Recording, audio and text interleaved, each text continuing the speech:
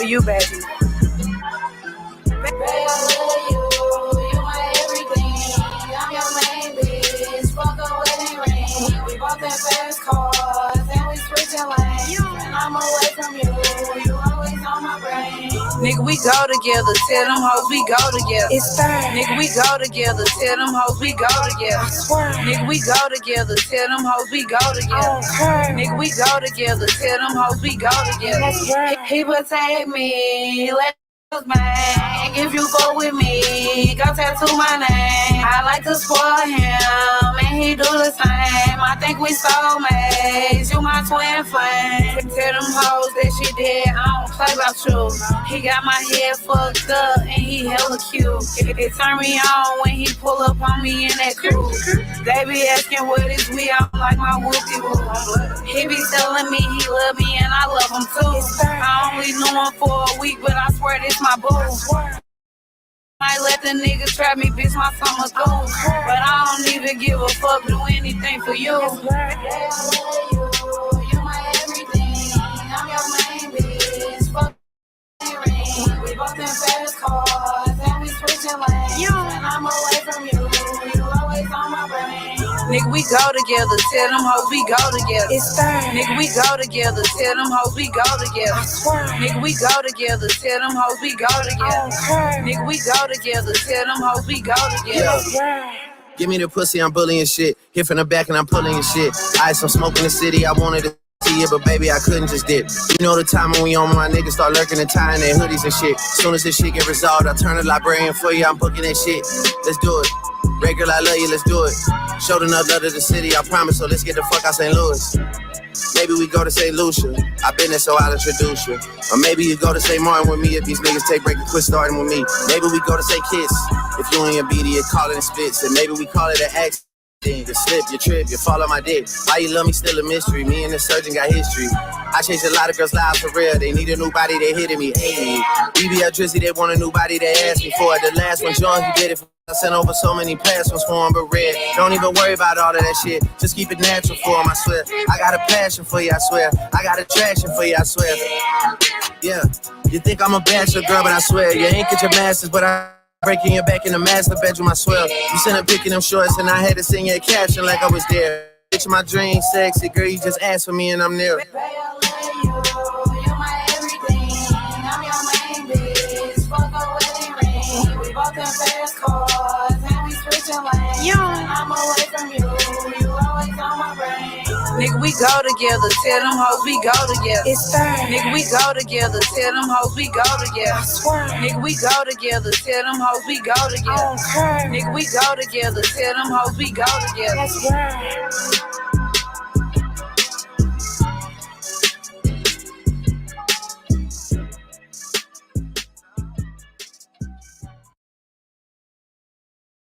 All right, ladies and gentlemen, boys and girls, it's been a good shout out to my boy Danny in the chat. You know what I'm saying? My boy actually commented on X, which is like crazy because I never really get comments on X.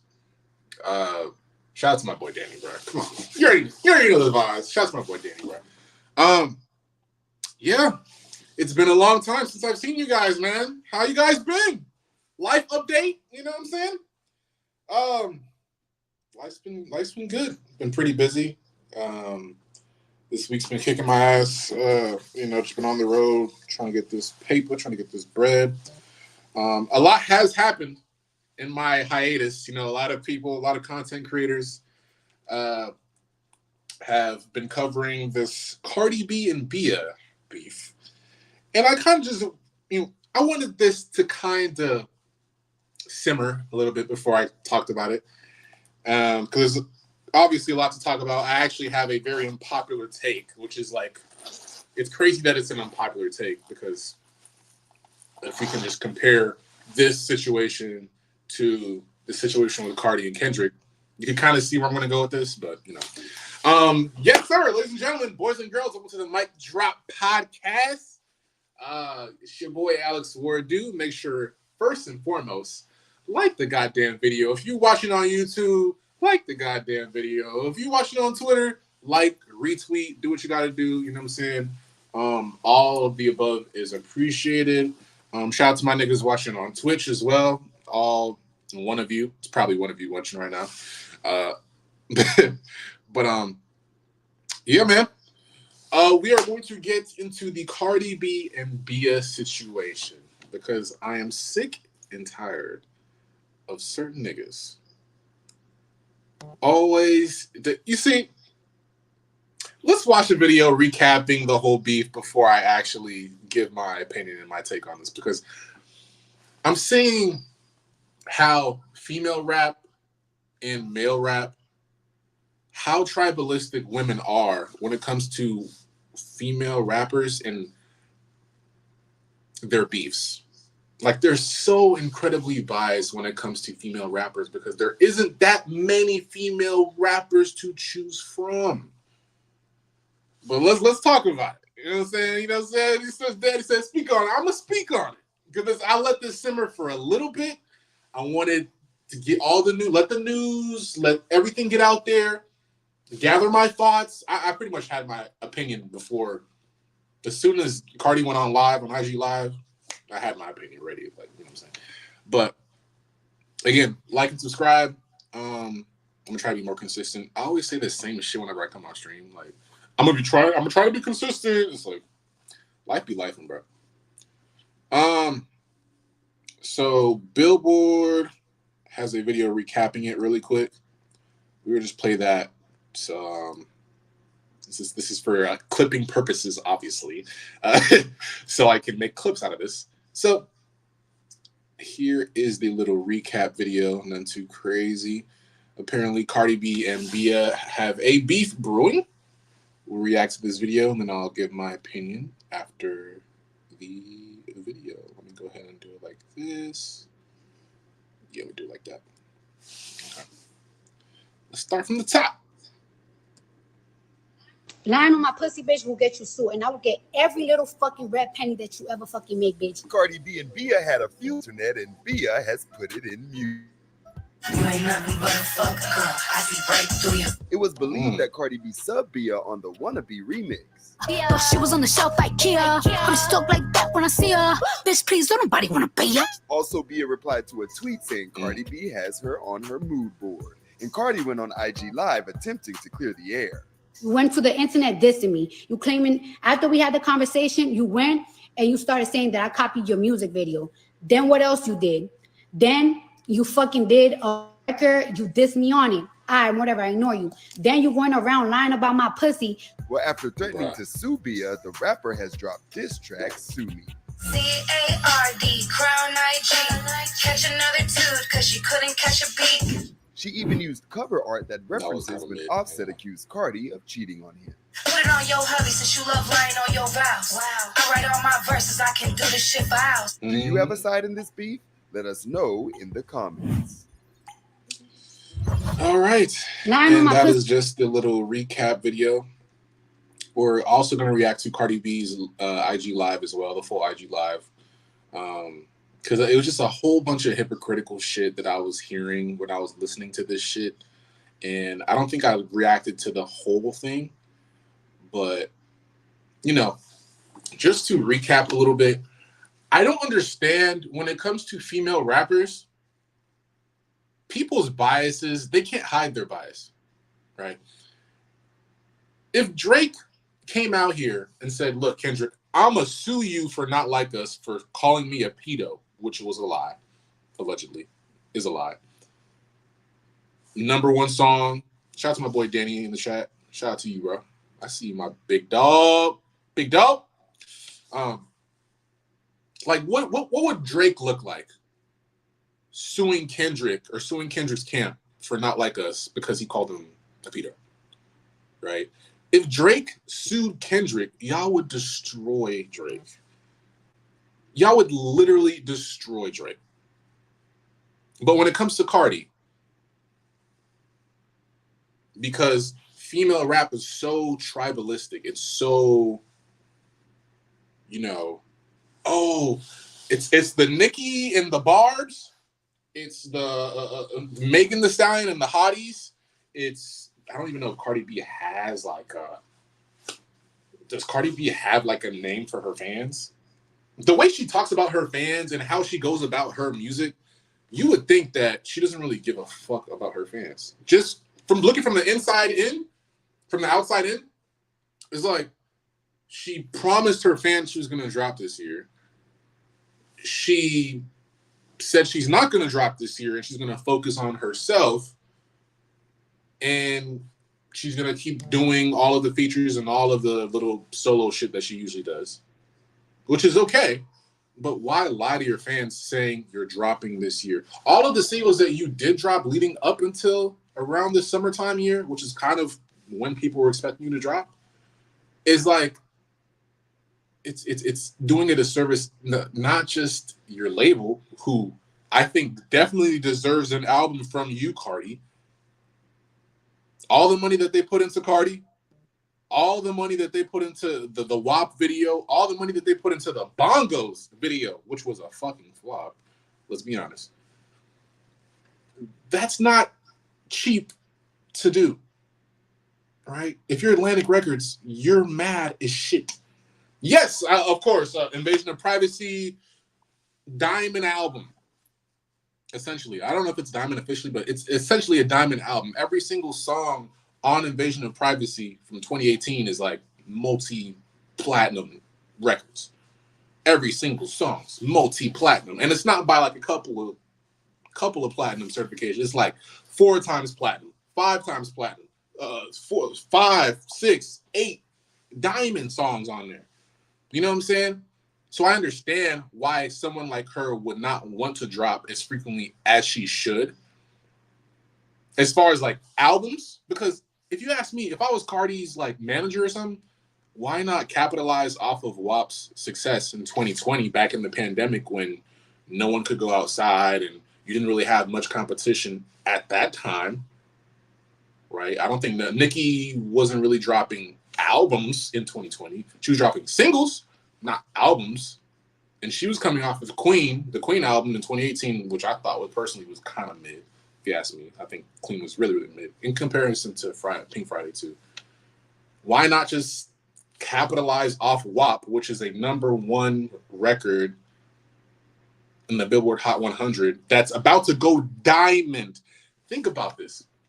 Really think about this. If you're Cardi B, you have a single with Meg Thee Stallion called, God damn it.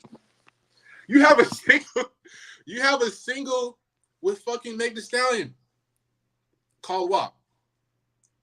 And it's about to go diamond. After 4 years, it's about to go diamond. Do you know how crazy that is? For a song to damn near, I think it's like 8 times platinum right now, or 9 times platinum. It's about to be diamond. This is probably one of the fastest records to go diamond that I could think of in recent memory. So why not just drop an album why didn't you just drop an album that year? You previewed one of the songs that you just dropped was a song that one of the songs that you just, look at D-Fran laughing. Fuck you, nigga. One of the songs you previewed was a song from like, what, 2 years ago? Why not drop an album that year? Why not capitalize? That's why I'm looking at Kendrick and I'm like, you know, you might have won the Drake beef, but it's like, are you going to capitalize off of this? Are you going to drop an album this year? What's the over and under on Kendrick dropping an album this year? I want to know. What are the odds? What's the Prize Picks odds? What are the DraftKings, the FanDuel odds on that? Huh? Kendrick dropping an album this year, coming off of the success of Not Like Us. Do you trust Kendrick to drop an album this year? I don't. Yeah, he dropped 2 years ago. It's kind of mid. If he drops this year, what are we going to get? Are we going to get Metro Boomin production? Are we going to get Not Like Us top type sounding records? Are we going to get your West Coast bangers? Are we going to get Roddy Ricch? Are we going to get a YG? Like, what kind of album are we going to get if Kendrick was to drop this year? You know, coming off of Mr. Morale was mid, let's be honest. You know, Mr. Mid-Al and the fucking Little Steppers. It was mid. But For All the Dogs, it was mid as well. I keep the same energy when it comes to my artists, man. For All the Dogs is mid. Scary Hours was cool. It made up for it a little bit. But that album was mid. All of the big artists that dropped last year, they dropped mid albums for the most part outside of Nicki Minaj, which is crazy that I'm saying that, but it's damn near true. Pink Friday was a great, I think it's by far the best produced album that last year.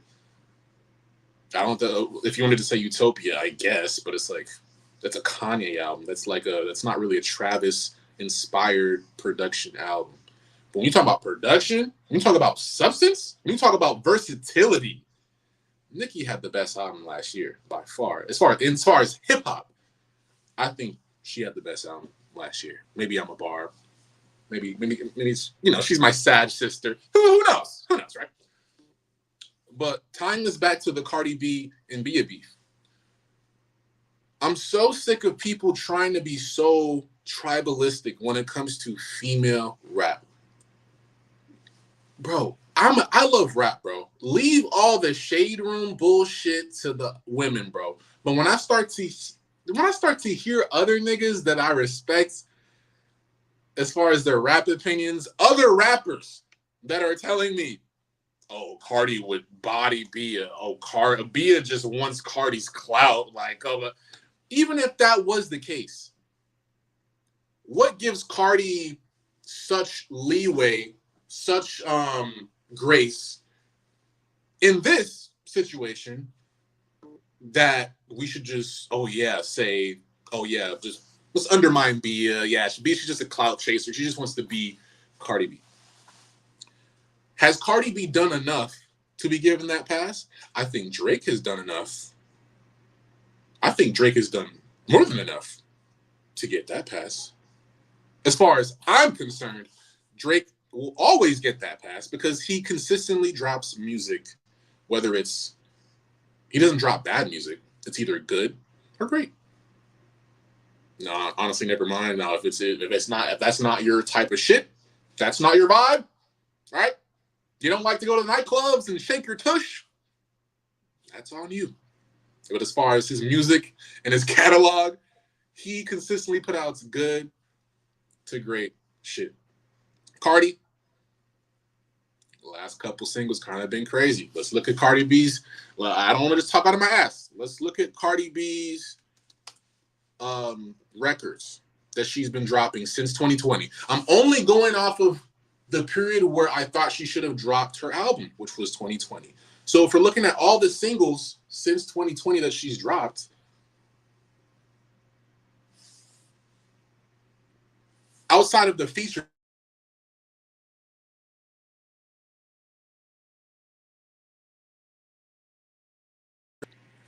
hold on, man. Niggas is calling me. Nigga, you know I'm live. You know I'm live, nigga. Don't do that. Hold on. I'm doing a pod.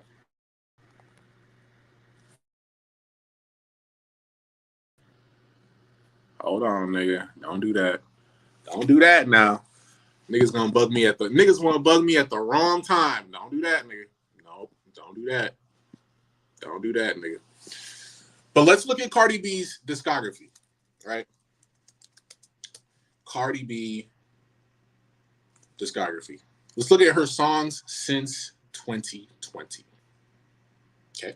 I want to be unbiased because if Drake can't get this grace, right, in a beef with Kendrick, which has been a long-standing beef, and then you got Cardi, who hasn't dropped an album in 6 years. Let's be honest, man. Just be honest. She does not deserve the grace that she's getting off of fucking featured songs. Okay? Now, we can only go off of singles and EPs. Right? So we're going to start from 2020 till now. So we're going to scroll all the way down. We're going to be fair. I'm not going to say every single song she's put out since then has been ass. But let's not sit here and act like her career hasn't been predicated on mostly featured songs. Okay? So WAP, this was around the time where I thought she should have dropped a fucking project. I don't know why she didn't drop a project, but she should have dropped a project. She should have. Okay? So what did she drop since then? She did Cardi B, 24K Golden, and me and that nigga will forever be beefing. I'm sorry. This nigga, he used to follow me on IG. Nigga, we were supposed to fucking whatever. We were supposed to fucking what's it called? We were supposed to do an interview a long time ago. And he flaked on me and shit. But yeah, anyways. He got Up. She dropped the instrumental. She tried to do the whole industry game. She did the Up instrumental. I get it. Cool. You got Type Shit. Not counting that. It's another feature. So the last real single that she had that went crazy since WAP was Up. Up was a pretty big song. You had Wild Side featuring Cardi, another feature. It's an okay song, but again, it's a feature. And this is all 2020. This is coming off of WAP. This is all coming off of WAP now. You got Rumors, Lizzo featuring Cardi B. I think it was mid. If you ask me, I think it was mid. No Love with SZA and Cardi B. This is 2022 now. So we're 2 years after WAP. The last real single that you dropped was Up. And that was pretty much the only record. And I think that was a record that you dropped around the summertime, if I'm not mistaken. I think it showed what day it was. Yeah, February 5th, 2021. So it was a record that you dropped early that you meant to drop to run the summer, right? That's usually what the labels do. Like, it was dropped this early so we can get ahead of it. It's playing everywhere. And it was playing for a while. It was playing for a while. But since then, Type Shit, Wild Side, you know, she was trying to catch one, you know, Rumors, No Love is like, okay. It's 2022. You know, now we're 2022. We're 2 years, so we're a year after. You had the Shake It shit. This was a very memorable verse. I'm not going to lie. You were capitalizing off the K-Flock shit a little bit. I'm not gonna lie, and if I was your label, I would advise you to do the same thing. That's cool. That's fine. But again, is this giving you more of a pass to not have to drop? Is it memorable enough for you to get the pass? That I don't know. It was great. It was memorable. Don't get me wrong. It was a great featured verse. But come on, bro. Let's be honest. Hot Shit. This song was hot shit. It was fucking trash. Okay? Lil Durk didn't really have a memorable verse. Ye was just saying whatever the fuck. And Cardi B, fam, this song was fucking ass. It was ass. I'm sorry. The song was hot shit. It was quite literally hot shit. Right? And I think this song came out around summertime as well. So I think this came out June 30th, 2022. So this came out dead center in the middle of summertime, made no noise, 2 years after WAP, right? We have, who cares a fuck about it? Rosalia, who cares? That's a cheat code. 2023, last year, she had it again. Put it on the floor again. Remix with Lotto. Again, capitalizing off of another song's hype. Again, if I'm the label, I would tell Cardi B, since Cardi doesn't want to drop an album, she doesn't even want to drop an EP, I would tell Cardi B the same thing. Go and find some other hot song to hop on to keep yourself lit. If you don't want to drop an album, if you don't want to drop EP, you don't want to put in the work for real, then go do a fucking featured verse, bro. Go ahead. Go ahead and be like a little baby before 2022. Before he dropped It's All Me. He was just doing features, doing what he had to do. This one worked. You know what I'm saying? This one just happened to work. This dropped at the beginning of the summer. It's a pretty memorable song. I'll give her that. But Again, is it a solo record? Is this preparing you for an album that's dropping? Is this part of your rollout? No, it's not. It's just a random feature verse. Okay? Point me to. She did a random song with Fendi the Rapper. She's doing everything outside of focusing on her own shit. Again, she's doing a feature verse, doing all that shit, and it's like, again, another point. Jealousy. It was memorable just because Offset, Cardi, they're in a relationship, cool, video, she's doing raunchy shit with her tongue, whatever. Is it a memorable song? Not really. Okay? It's not. Is that preparing her for her rollout, potentially? Not really. If anything, that was helping Offset's rollout, not Cardi's. Having Cardi on Offset shit is helping Offset's shit. So, seems like she's being lazy here. It's a cheat code because you got your husband in there, whatever. Cool. Mid. Bongos. Do we have to say anything about this shit? Do we really have to say anything about this fucking song, man? Are we fucking serious, bro? All the money that they spent on the video for this song alone should be proof that she does not deserve any grace in this BIA conversation, in this BIA beef. This BIA conversation. BIA consistently has been dropping shit. Is she as big as Cardi? Obviously not. But clearly, if the only way that you can get to drop music for real, is if a girl is beefing with you or she's talking shit about you, that says a lot more about you than it says about BIA. Let's get that understood. This record was ass. Hot shit. Bongos was hot shit. So shit that her label said, you know what?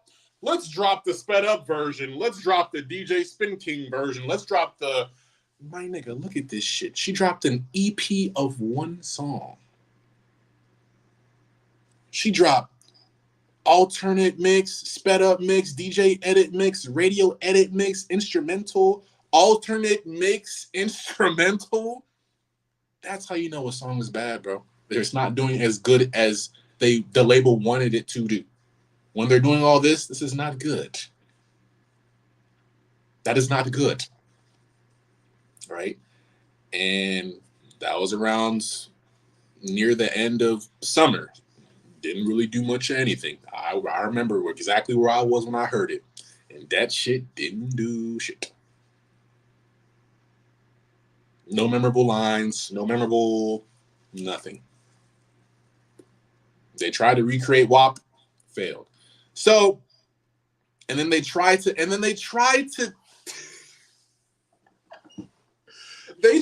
pair bongos with WAP, bro. They're trying to pair bongos with a #1 record that's about to go diamond just to help bongos. And then we have the Like What freestyle. Do we have to say what beat this sounds like? First off, it's Busta Rhymes, but we all know who had the more notable interpolation or sample of this shit. Ski Mask, the Slum God. Right? Cardi B goes on the shit.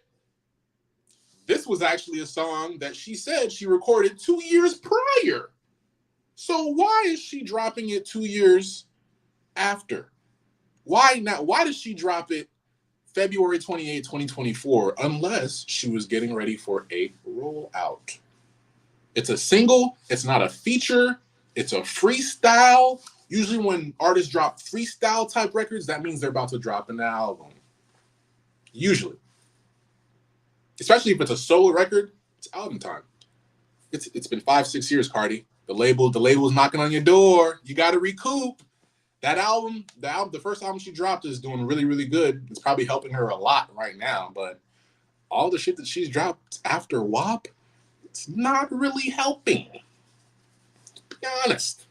And a lot of the songs she is doing are features. The label can't capitalize 100% on those shits. So like what? I guess she was like sneak dissing BIA in this song or something with. Actually, this wasn't a sneak diss to BIA. It was just because the whole controversy about the Cardi B and BIA shit started because this beat was the same beat that BIA had used on the song called "I'm That Bitch." Great song. Shout out to Timbaland. Timbaland's arguably a top 5 producer, top 10 producer. I won't say top 5, top 10 producer for a fact in hip hop. BIA had made this song called I'm That Bitch with Timbaland, and it's the same exact beat, you know. But I heard a lot of people say, "Oh my God, it's Busta Rhymes song." It's like, come on, bro. Come on, bro. That Ski Master Slum God song came out. I think it came out before Cardi B dropped. I think it came out before Cardi B even dropped Invasion of Privacy. The Ski Mask. That song. So I don't know. Song, it's not really it. Didn't really hit like it should have hit or what they were expecting it to hit like. And again, you can tell because they made 85 versions of the song. All right? Like what freestyle? Explicit, like what freestyle? Clean, like what freestyle? Instrumental, which is basically just Timbaland. My nigga, who keeps I'm about to do not disturb. Y'all niggas gonna be patient. I don't give a fuck. God damn it. Shit. Like what freestyle? Slow down. Like what freestyle? Sped up. Nightcore, whatever the fuck that means, right? So you can tell that song, mid as fuck. Mid. She dropped the Enough record. Enough is enough. March 20th. So she's dropping February, and then the next month she's dropping another single, which is 110% proof that she was prepping to drop or to submit a album to her label. If you're dropping one single 1 month and you're dropping another single 1 month with heavy promo, the target is her dropping in the next 2 to 3 months after to capitalize. Let those singles build up all the streams to help that album get whatever number they're trying to look for. You know what I'm saying? But again, the song is mid. Well, I think enough was a little bit better than the Like What freestyle though. It was a little bit better. Not really saying much though, but it was a little bit better. Enough. You got enough clean, enough explicit, enough acapella. You got enough acapella clean. You have enough sped up. You have enough slowed down. You have enough sped up nightcore. You have enough slow down. You have enough Bronx drill mix. You have enough Bronx drill mix clean. You have enough Miami Bronx drill mix instrumental clean. You have enough instrumental. You drop 12 tracks to promote this one song because you know the song is not doing what it should be doing. Again, and then you're going the whole Shakira. Let me go over here. Let me go to the reggaeton, Latina shit. You know what I'm saying? No, it's not doing. Maybe in the Latin world. I don't know. I'm not going to speak for the Latin world. Maybe it is doing some shit. Who knows? But that's the second to last shit you dropped. The wannabe shit, this is the record. Again, a whole bunch of different versions. It's like, bro, what are we fucking doing? What the fuck are we doing right now? You know? And this is the record where you're saying, oh, we wouldn't want to be ya. You're on the shelf like IKEA. You know. But that's just the recap of her discography. She hasn't really put in the work enough to be put in the conversation of someone that should be getting the benefit of the doubt. In my opinion. Because if we're doing this with Drake, and Drake definitely should have more of a pass in terms of the Kendrick beef than a Cardi B that's dropped one album in half a decade. You niggas I'm seeing on Twitter are crazy defending Cardi. Cardi is not going to fuck you, gang. Okay? Cardi does not know you. The parasocial shit gotta go. Okay? She does not know you. Fam. But we're gonna react to the IG live that she did. Just because there was a whole bunch of hypocritical shit that I saw on this shit. And I think me and D-Fran, we can react to that shit together. So I know y'all niggas been seething and waiting to give y'all opinion on this shit. Give me 1 second, let me pull it up. But yeah, y'all gotta stop dick riding. Y'all gotta stop clit riding Cardi, bro.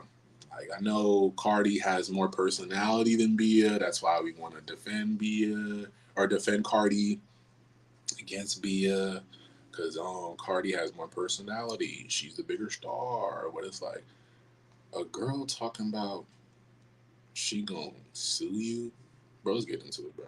Let's get into it. Let me pull it up and I'll bring up D-Fran. All right, pulled it up. All right, add the stage. This nigga would have the Squidward shit. Let's see what y'all been saying. Wordle is the most T nigga I've ever seen. What the fuck is he talking about? You don't listen to female rappers, so I don't expect you to understand what's going on here. Can't take him serious. Pink Friday was mid. If you think Pink Friday was mid, you don't listen to female rap. You're not a big fan of female rap, I can tell. You're the type of nigga that just listens to like Tech Nine and like Joey Badass and shit. Not to say that they're bad, but it's like you clearly have a type. Pause. No Diddy. Gunna didn't, and the Nicki shit was mid. Cool. Where's your records? I'm tired. You said 1,000 odds on Kenny dropping. Bro, it's you would think Kendrick would drop this year. I mean, there's still time. We're halfway into the year. There's still time. But I don't know. Terrence Martin said he got one in the works. Missy Elliott syndrome. That's the thing. Even Missy Elliott was dropping a little bit more frequently than Cardi at the time when she was active. Like she wasn't not dropping. She was dropping albums too.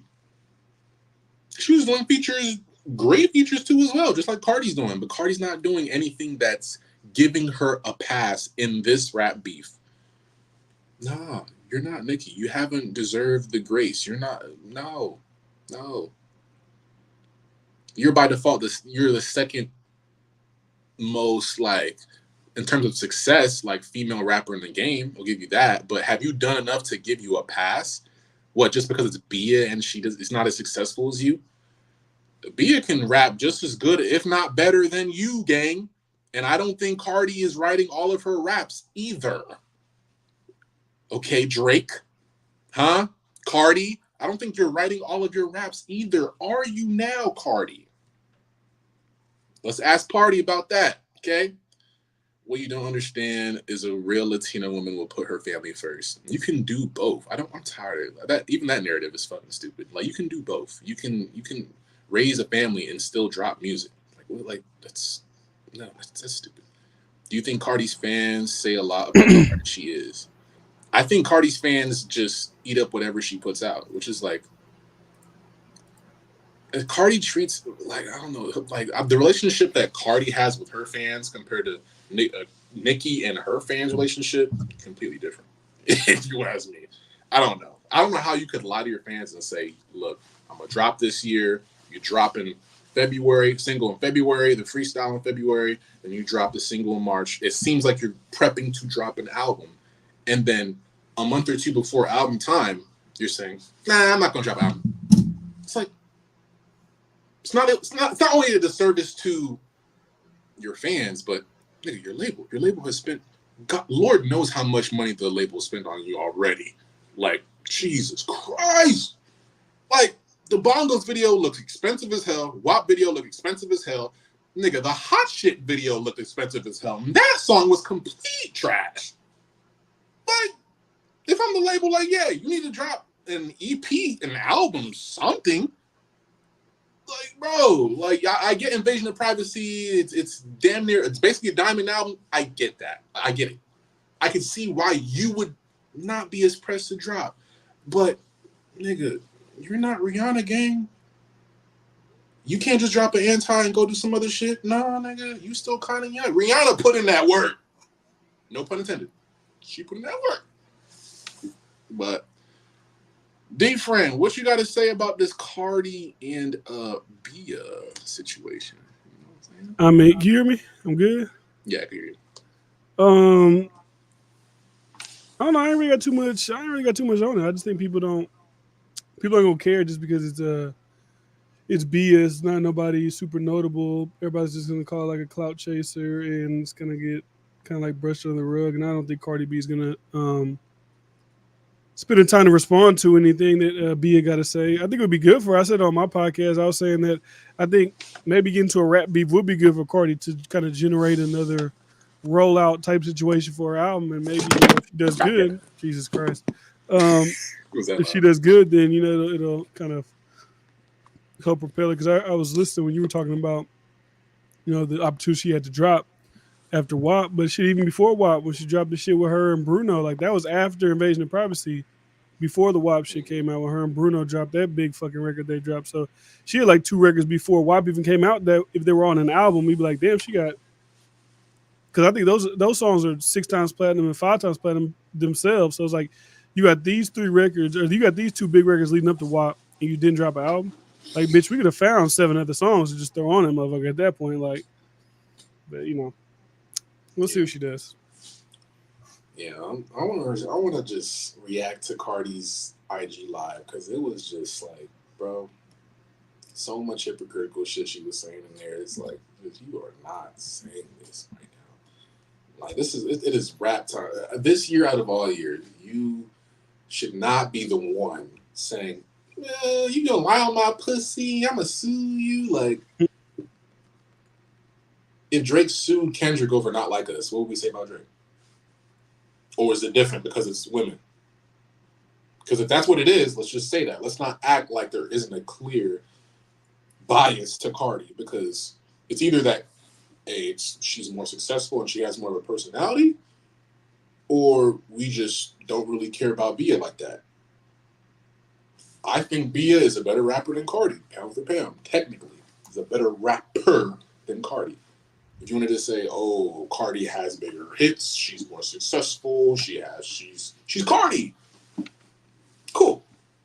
Technical rapping wise, BIA is not to be messed with. You know what I'm saying? Yeah, I didn't think her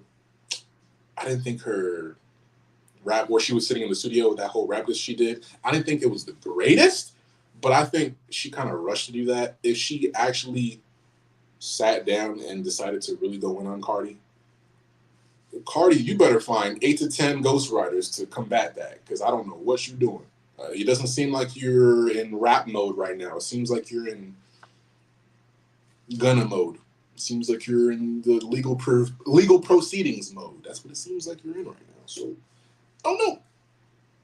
But let's look at this little IG live that she did, and I'm going to react to it. Let's see. I'm not going to play the whole thing, though, because I don't care that Stop much. playing with me. Damn, 26 minutes?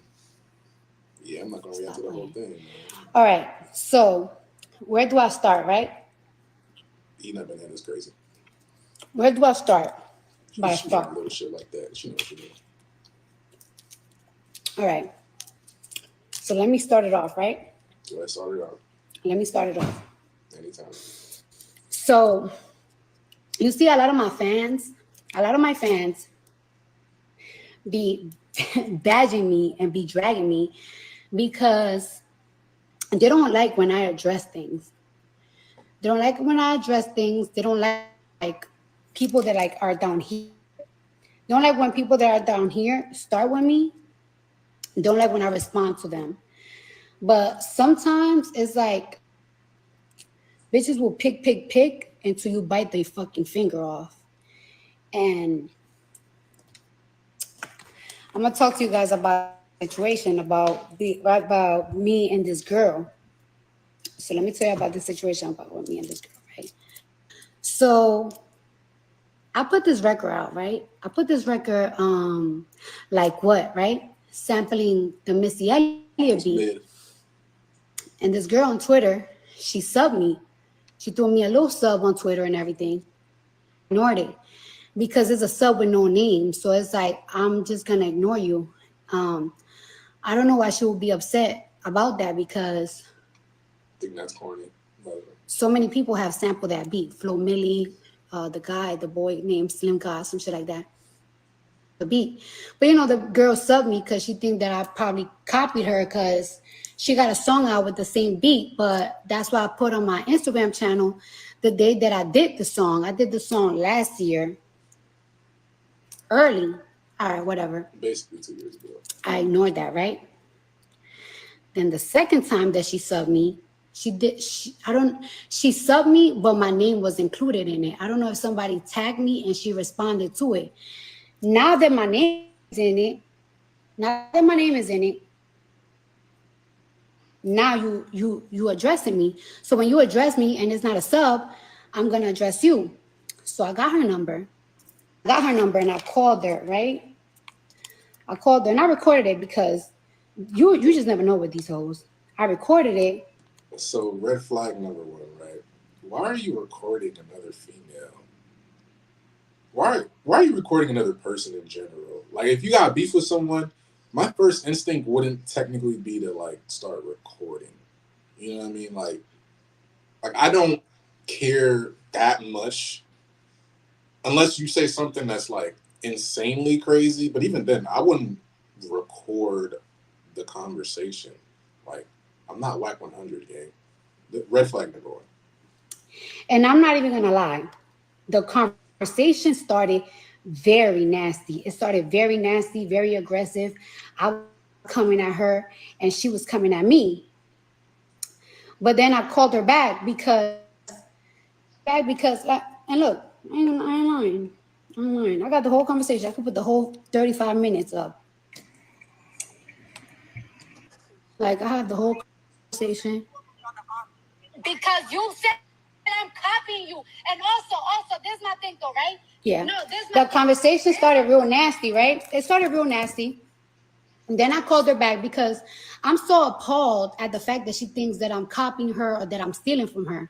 Because there's nothing that she do that I like. I don't like her music, I don't like her style, I don't like how I don't like nothing about her. I don't even, so it's like more or less.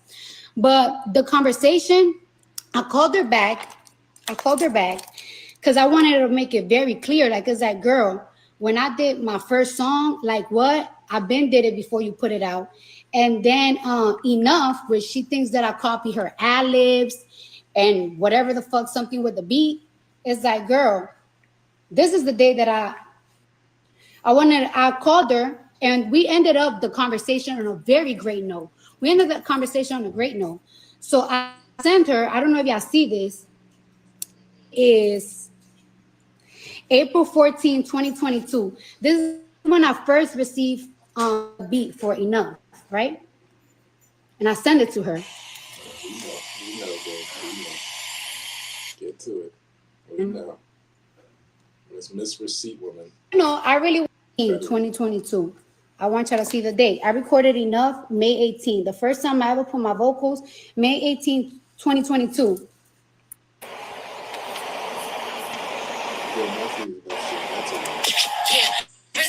Well, told me like, what was her issues with me? And I was like, well, I never really issue with you and whatever. The conversation ended up great. It started off nasty and then it ended great. All right, cool. So fast forward, the enough video came out.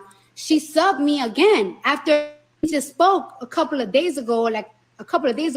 She subbed me again, and she's claiming that like I copied a music video of hers, and she posted the music video.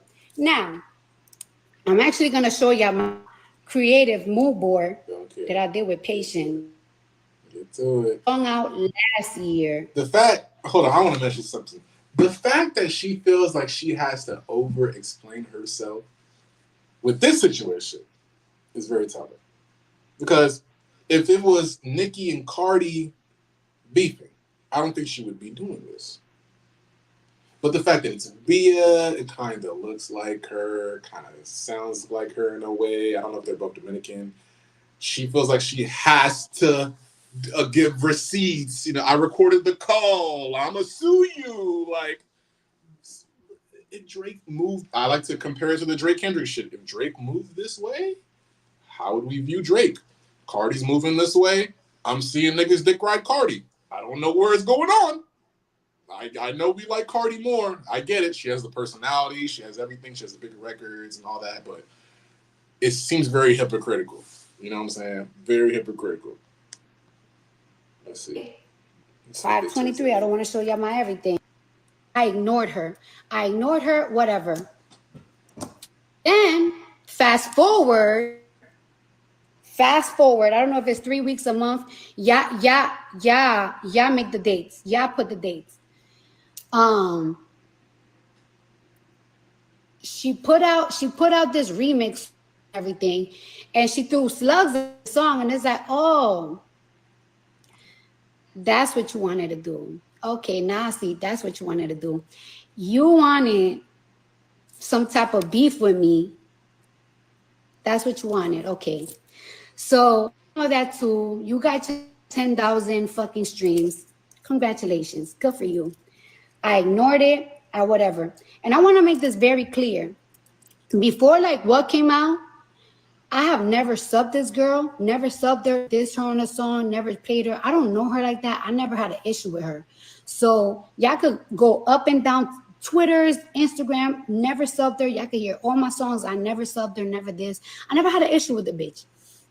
So, like I said, fast forward, she threw slugs on me on a song and everything. And it's like, oh, this is what it was about. You wanted to start some type of beef with me type shit. I ignored it too. I ignored it. Y'all saw me, I ignored it. I didn't even give a fuck. Couple of weeks later and everything, some girl, she's me and Offset's friend. She's me and Offset's friend, and she hit somebody up from my team, like, yo. She hit somebody up from my team, like, yo, there's this rumor going around that there's like a tape of Cardi, like a sex tape of Cardi. And I was like, me? Impossible, bitch. Impossible. There's none. I'll pay. Is that right? I'm like, it's like a sex. I'll pay somebody $1 million cash. I wouldn't even wire it. I'll cash it. Don't even send it to my phone. Don't send it to my phone. Put it on social media. Put it out. Know me. Y'all know me. Yeah, you know what I'm saying? It's like whatever. D-Friend, how much? You taking that bet, D-Friend? Oh shit, hold on. What'd you say? You taking that bet? What she said? I couldn't even hear. You couldn't hear? No, something was going. There's something playing in the background. She was saying that if there's a sex tape out of her, that's $1 million cash and all this shit. I mean, if I had it, I'd take the bet. Like, the fact that she's like so confident about shit like that is kind of crazy because it's like you were a stripper. But I think she's talking about. But for context, though, she's talking about more recently. She's talking about while she's been with Offset. Yeah, because that's it sounded like she was saying period. No, because that's what Bia was. Sound like she was saying. No, because if you listen to the whole like little part, she's alluding to Bia was the one that was saying that she was fucking some nigga while she was with Offset because Bia went and told a producer who's cool with Offset and she allegedly showed the sex tape to a rapper. Of that period of time when they were saying that she was cheating on Offset, we're talking about that period because it sounds like she's saying in general. No, she's not talking about general. She's talking about since she's been with Offset, there's a tape of her.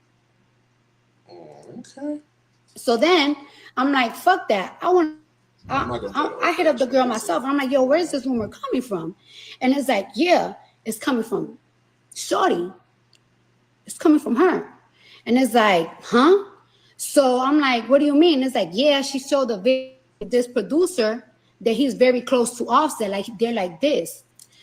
and that she sold it to another rapper. Okay, I'm gonna get to the bottom of it. So I called the producer, but he talked to Offset, and he told Offset, seen the video, but Shorty saying that she got some shit on your bitch, and if your girl like reply back like to whatever the fuck she put out, she's gonna post the video or some shit like that. I'm like, all right, whatever. So I called the rapper too, and the rapper is like, I ain't never heard nothing. So I'm like, you know what? I'm gonna just keep it professional, and I'm gonna get to the thick of it, because I wonder if I was wondering if it's like a rumor that somebody's making up, because everybody knows that me and her are like not in the greatest thing. So I don't know if there's like a rumor that people's making up trying to be messy between me and her. So I got to the thick of it, and I got my manager, call her manager, and I'm gonna show ya. Manager going, because I don't play that. Is crazy. Over that is insane. I'm sorry, that just sounds crazy. You lying on my pussy, bitch? Have your manager call my manager. like I don't know. It's just crazy. Think about you, that's not me special. All right, so Let me get to it. She doing a lot of shit. I feel like So it was me. So whole point is, right? I was trying to get to the bottom of it. I want to know if she's saying it, or I want to know if it's somebody from, just trying to be messy. So, okay, I feel like maybe it was somebody trying to be messy, but I find it very weird because the producer is standing 10 toes down. She told him some shit about me. And it's like, saying that ain't adding up. Like, I don't like this. Like, saying ain't adding up. Like, saying ain't adding up. So fast forward, I put my record out. Yes, no, not my record, remix out. And, Shorty feeling a certain type of way or whatever. So niggas send me this. They send me her little diss record that she got. And this is what she's saying. Hold up. That's the me special. I don't play that shit. And y'all see how I come. Where is it? What Shorty said. Let me repeat it again. Giving that pussy for free and they selling it too. Shit, supposed to be married, I know a nigga fucking on you. I tell him to school. How you mad he cheating on you? Bitch, tell him the truth. I'm getting head in the trap. So now that I put things together, it's like, oh, so you was going around telling people that it's close to my nigga, and I'm fucking on niggas, and I somebody trying to be messy, trying to start some shit between me and you. But now that I see the fake diss record that you trying to put out, that was you all along. And it's like, this is my thing, right? There's so people on Twitter say so many crazy shit about me. They talk about my face. They talk I can't rap and this and that. You at me at any angle. You gonna lie on my pussy? Bitch, you lying on my fucking pussy? When you lie about my pussy, I'm sue you, and you gotta come with receipts. And not social media receipts. You gotta come with court receipts. Because one thing you're not gonna do, you're not gonna lie on my pussy, and you're not gonna lie about me stepping out on my shit. There has been so many rumors about me, and I got so many fucking ops. I got bloggers, there's ops. And oh yeah. And then she's saying this, right? Then she posted this on her little Finsta. Hold up, I got it. She talking about, bitch, I'm not Tasha K. Girl, ask Tasha K. She could even lie on my pussy, girl. She could even lie. Ask her. Tasha K could even lie on my pussy. So how you lying on my pussy? Hold up. Bro, I'm not gonna lie. I've seen enough, bro. Like, I'm not gonna lie. I said, God, you watch that shit. We've been out this shit for an hour. Like, we got so many Bro, fucking I wanted to get topics. to that part. I know you like the quick TikTok shit. I'm not gonna lie, bro. This shit it looks weird. It feels weird. It seems like you're trying to find a cop out in this shit. It's almost as if like you just don't want to rap with BIA. And if that's what it is, just say that. Don't be like, oh, you can say whatever you want about me. When you lie on my pussy, I'ma sue your ass. It's like Drake could have easily sued Kendrick. Like the defamation case is there. If you wanted there to be, it's there. Calling a nigga a pedo and saying a girl is cheating on his man, you know, like in the constructs of a rap beef, I don't think there should be anything that's off limits anyways. So even if she is lying, who gives a fuck? Drake was probably lying about Kendrick. Kendrick probably lied on Drake. But guess what? Do the fans care? No, they just want the music. What's the hotter song? Not like us. Even Family Matters. Family Matters was a great record. Was he lying on it? Maybe. Do we care? Not really. Does Kendrick probably care? Yeah, Kendrick probably cares. But does the average consumer care about the little, the fact check, the community notes? What is it? No, we don't care, bro. We just want the music. Clearly, we just want the music. Ether probably lied in that shit. Probably lied all in that record. One of the greatest rap disses ever. Do niggas care to fact check shit? No. Maybe it's just this new generation of people and this new generation of music fans that feel like they have to fact check every little thing. I personally don't care. I know you, D-Fran, you care about how shit sounds. You know what I'm saying? Is it good or does it sound good or does it not sound good? No one cares about facts in this situation. Or in a rap beef, especially. I think the only reason I cared about the facts in the Drake versus Kendrick thing is because Kendrick fans was making it like they were pretty much like everything Drake said was a lie. Everything Kendrick said was the truth. I'm like, all right, man, what rules we playing by here? Are we just gonna believe on one nigga say like everything he says is the truth?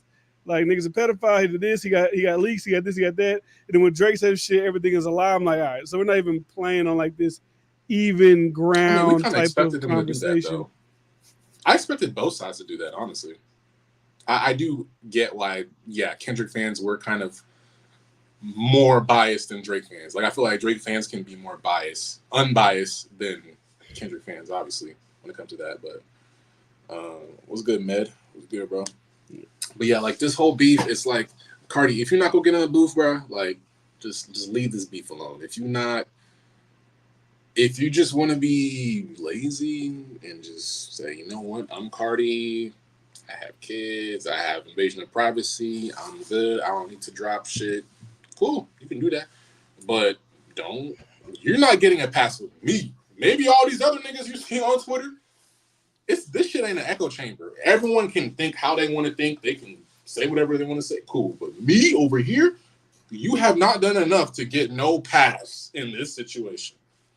The one time a female rapper really tries you want to sue her over an alleged lie. Who gives a fuck if it's a lie or not, nigga? It's rap.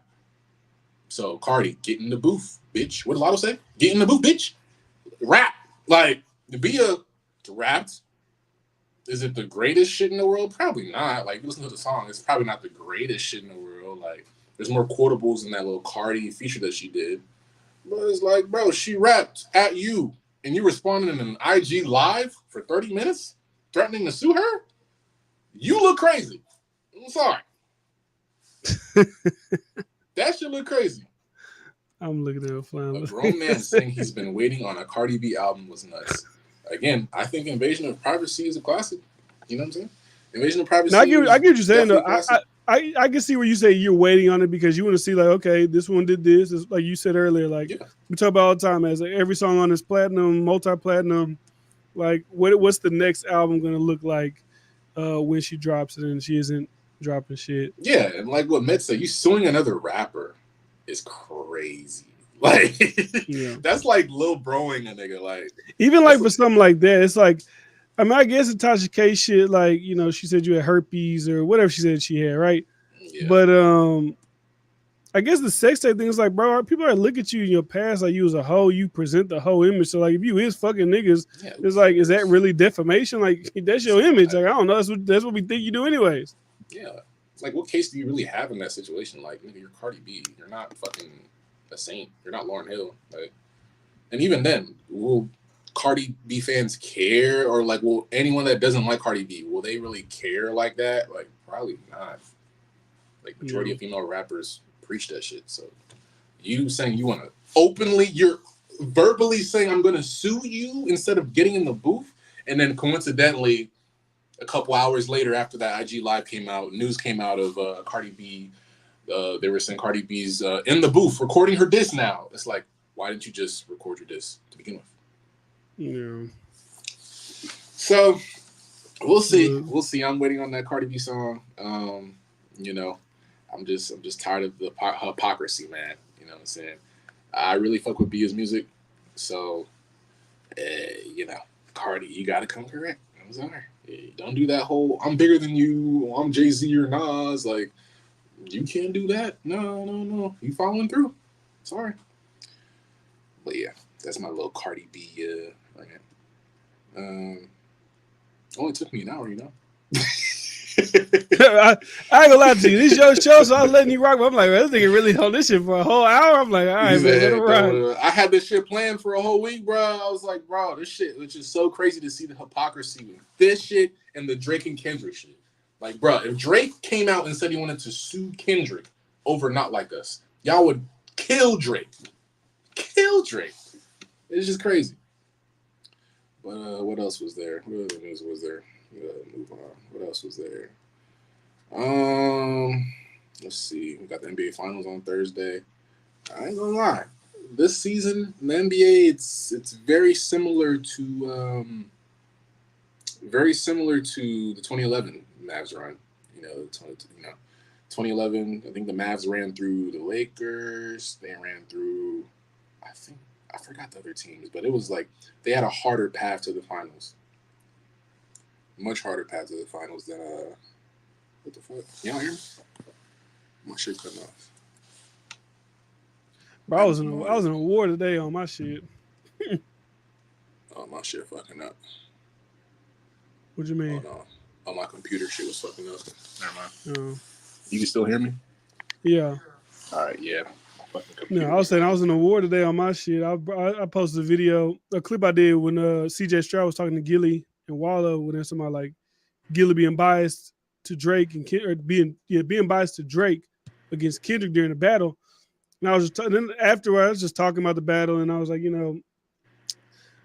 Not Like Us. Like when I listen to it now, because I got like them all in the playlist. I think Euphoria to me is the best Kendrick Lamar track that dropped. The one I can listen to.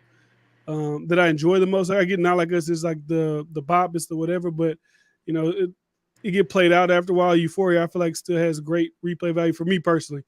And I was just saying, I said what I said here. I don't know if I said it here. I said it on me and Bryce podcast. I was like, regardless if y'all think that the Hard Part 6 is trash or not, or he was defeated or whatever, I was like, there's just no way in hell, in my opinion, that if those roles were reversed and Drake dropped the bop and Kendrick dropped Hard Part 6 and Drake and his fans and everybody was like, oh, Drake don't got to respond. They would have killed niggas for that. Yeah. And I'm like, what I'm noticing with Kendrick Lamar fans, if you're not dick sucking Kendrick Lamar, like if you're just not outright like, Kendrick destroyed Drake, he's the greatest rapper of all time. It's like, they can't read between the lines. They kept saying shit like, the Hard Part 6 was garbage. I was like, I never said the Hard Part 6 was great. Yeah. I just said if the roles were reversed, niggas would not be given that leeway. Yeah. And like there's just like people, the Kendrick fans on the internet, like I don't know, they're real militant when it comes to Kendrick Lamar Drake conversations. Yeah, I still like that 616 record. It's not I think people just don't like it just because it's not as long of a record as Euphoria.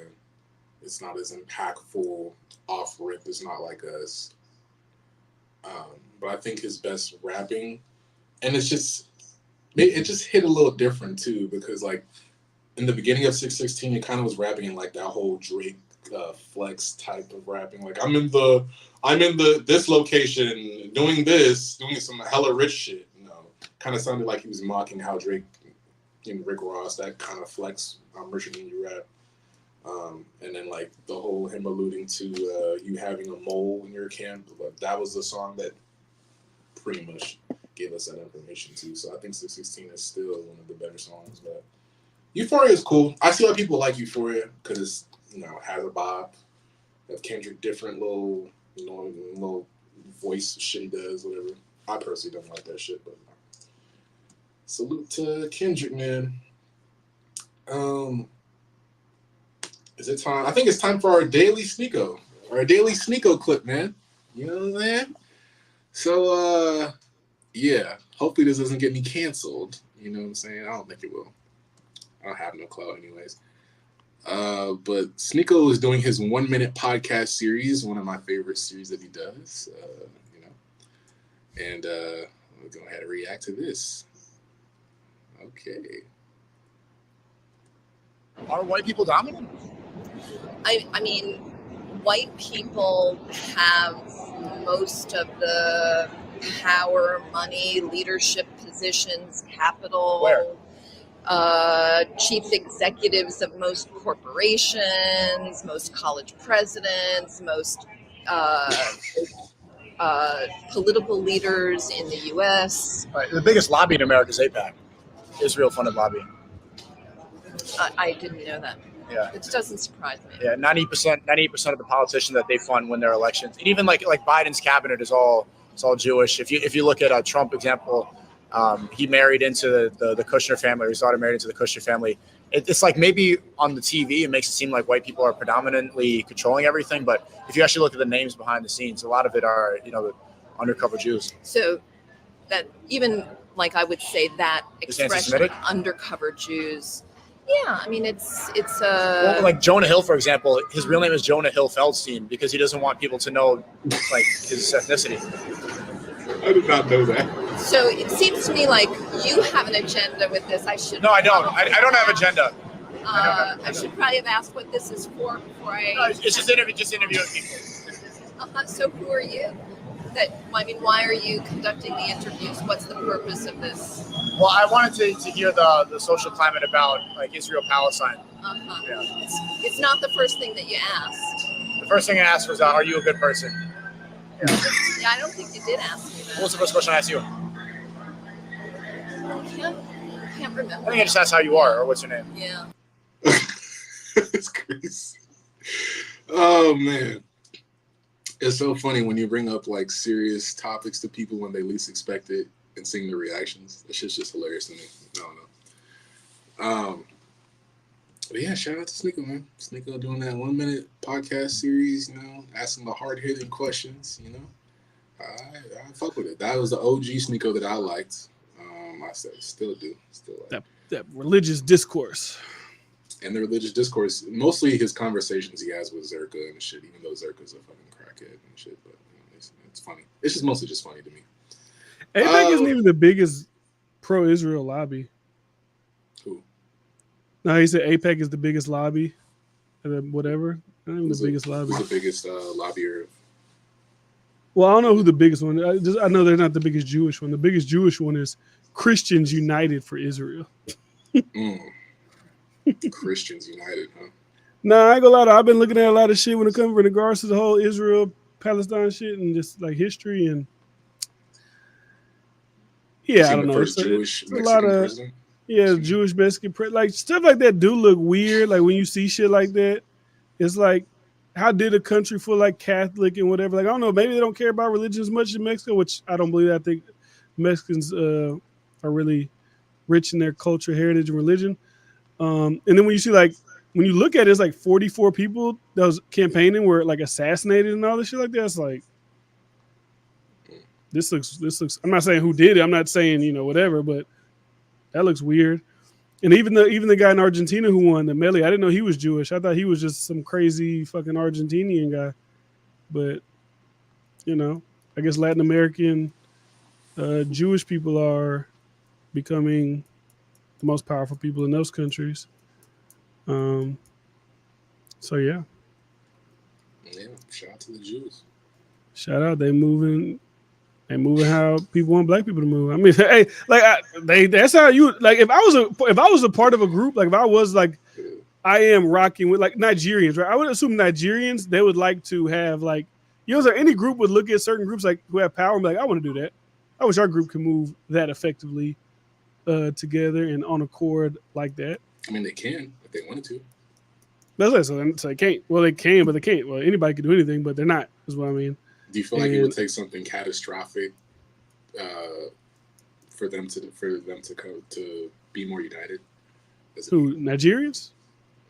No, like actually Black Americans. Also, I thought you were talking about Black Americans. I think the problem with the whole Black American thing, like if people like this, like trying to throw light-skinned, Black dark-skinned Americans shit. all like together, it's like, bro, we're also I can't say we, because you know niggas, you're half white. It's like whatever. Black people across America, You're Italian. I just feel like they're also different. Like Southern Black people are completely different from Black people there in New York. Like they're completely different from Black people in California. Like so, we like, why all these Black people can't come together? They're all completely different cultures and hair. Like they're not the same. They don't think the same. They don't do the same shit. They don't have the same customs, traditions. So it's like to think that all Black people would even come together. Now you could be like, hey, all Southern Black people try to come together. All Northern, maybe not even necessarily Northern, but like whatever that like New York, New Jersey, Boston, like whatever them Black people, the East Coast, Upper East Coast people. And then like the Atlanta, Florida Black people, like y'all might have more in common. So, Would you say that white people have more of like a code, like an unspoken code, as far as like how they go about things, compared to Black people? No, because I don't even think all white people yeah, obviously there's like collaborate European like that on that American level. But so just like it depends on what type of white, like even like the white, like Italians and shit like that. Even Italians, right? Italians weren't even like considered like white people when they first got to America. White, they were like they had like a name for Italians until they needed Italians to come and kind of help with the census and hey, we need more white people. All right, y'all are white now. So I wouldn't say even white people, because this is more like elite people that rock with each other. Because like I don't think rich white people care about podunk fucking Alabama white trailer. You know what I'm saying? Like they don't fucking like them people. Everybody spit on them people if they walk by them. So I don't know. I think it's just a power structure thing, and kind of what they say. Like we say white, but some of the people don't really be white. Some of them do be Jewish. It's just like it is what it is. I ain't saying nothing wrong with it, but aren't most Jewish people white? Yeah, I'm sure. But they don't consider themselves white. They consider themselves Jewish. So it's like it's not like white boy from Boston, right? Is different than Ben Shapiro. Ben Shapiro's not like, I'm white. He's like, I'm Jewish. White boy from Boston is gonna say I'm white. So it's like they're different. But they're both Caucasian. Yeah, their skin color is white, yes, but they don't operate like they're white. I feel like as far as that goes, they might label themselves with other shit, but at the end of the day, they're all Caucasian, like they lack melanin. Is there like, I feel like there's like an unspoken thing there where it's like, yeah, we might have all these cultural differences, and yeah, I might be from another country, but if we see a minority, because like I think I've seen a stat that said like the Black people are just Black people make up like 16% of the population. I don't know if that's true. The entire global population, 16%. I don't know if that's true. Black people, maybe a little bit more. Yeah, just Black people, including African people. I think they included like certain countries in the South America, Jamaica, and all the Caribbean, and then obviously North America. But I don't know if that's true. I might be wrong, but yeah, it's about 12. It's about 12 to 15%. Yeah, 12 to 15% globally. So it's like, yeah, white people might have like cultural differences, you could say, or like a 1090 Jake isn't like Slim Jesus, like like obviously like there's cultural differences there, but I feel like even they couldn't be like, I don't think they'd be rushing to combat racism. Well, Slim Jesus and 1090 Jake are probably more closer alike than. Now, if you say like 1090 Jake and Ben Shapiro, you put them in a room, like they're gonna be. I mean, just as far as culturally, how they grew up.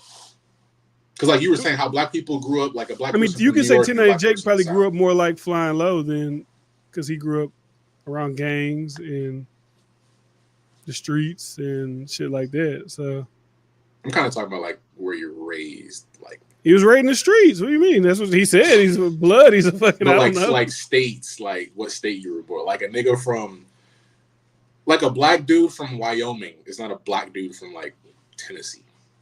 Oh yeah, no. Yeah, but they're still Black. You know what I'm saying? But I don't know. I feel like white people don't really have to really say much as far as to like.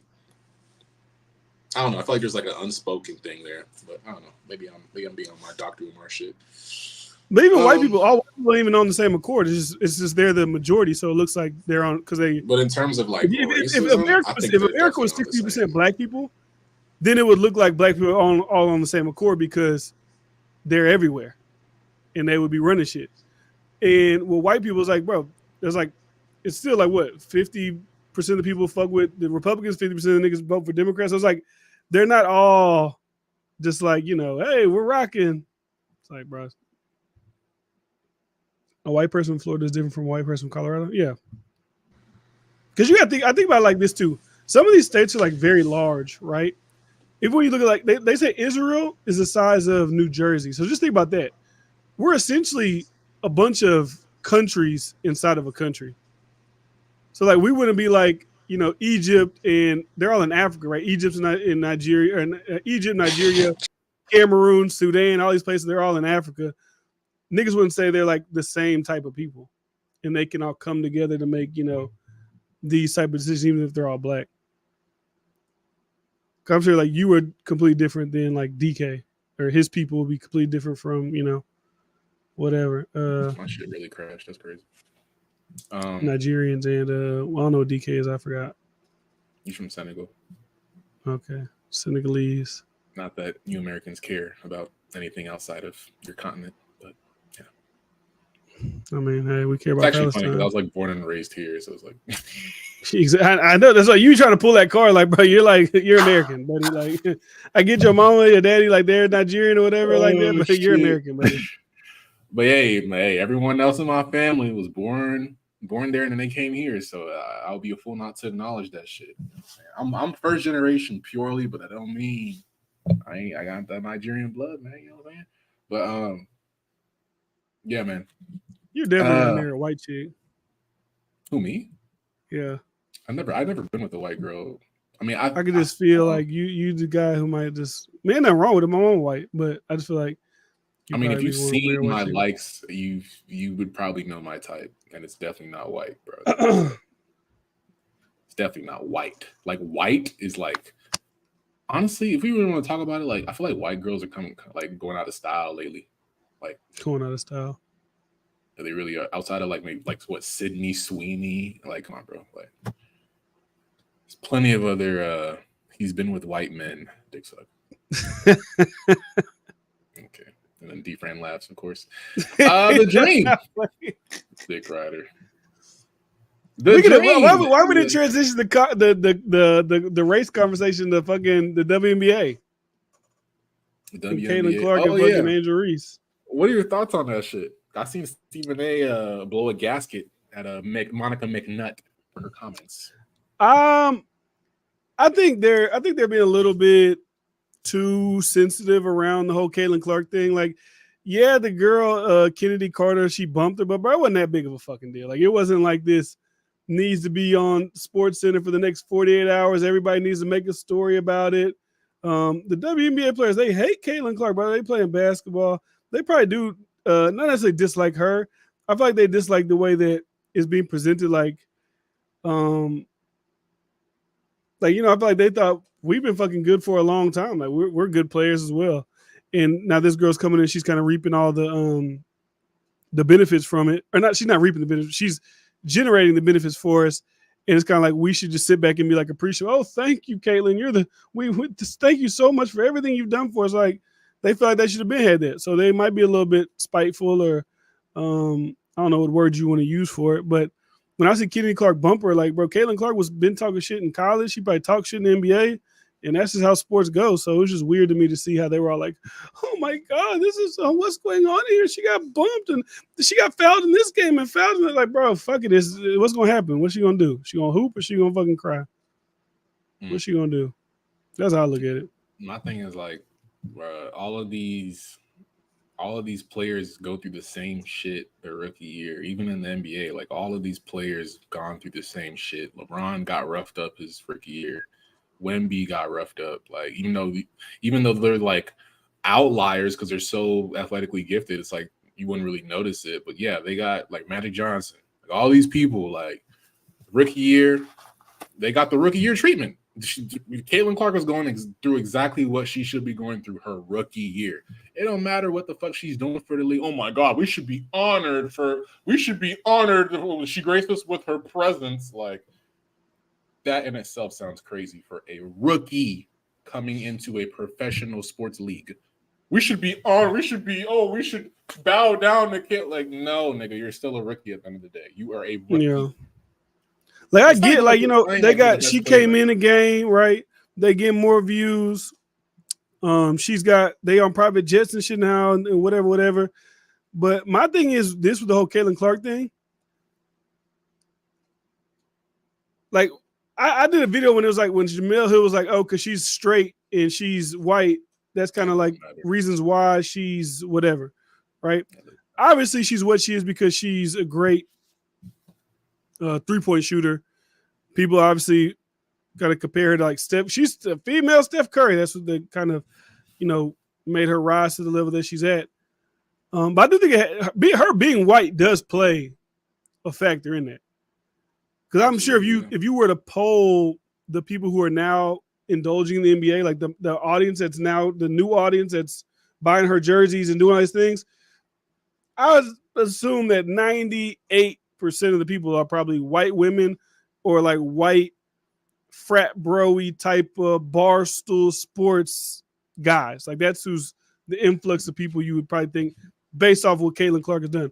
Because I like if she was black, I don't think people would be riding for her the way they are. Because I'm sure there's a lot of great black WNBA players, but they can't. I guess they just can't shoot a three, so that's why they're not looked at the way. And there's nothing wrong with that. Like people identify what they identify with. Just like we said about Eminem. Like if Eminem was black, like the Houdini shit he dropped, bro, he wouldn't have made it past the fucking first album if he was black. So it's like, you know, he might have been in the game. Let me not say he would have been in the game probably, but he wouldn't be Eminem. What we're looking at right now, if he was black. Like that's just a that was their whole shtick for Eminem. Eminem was probably the first original industry plant.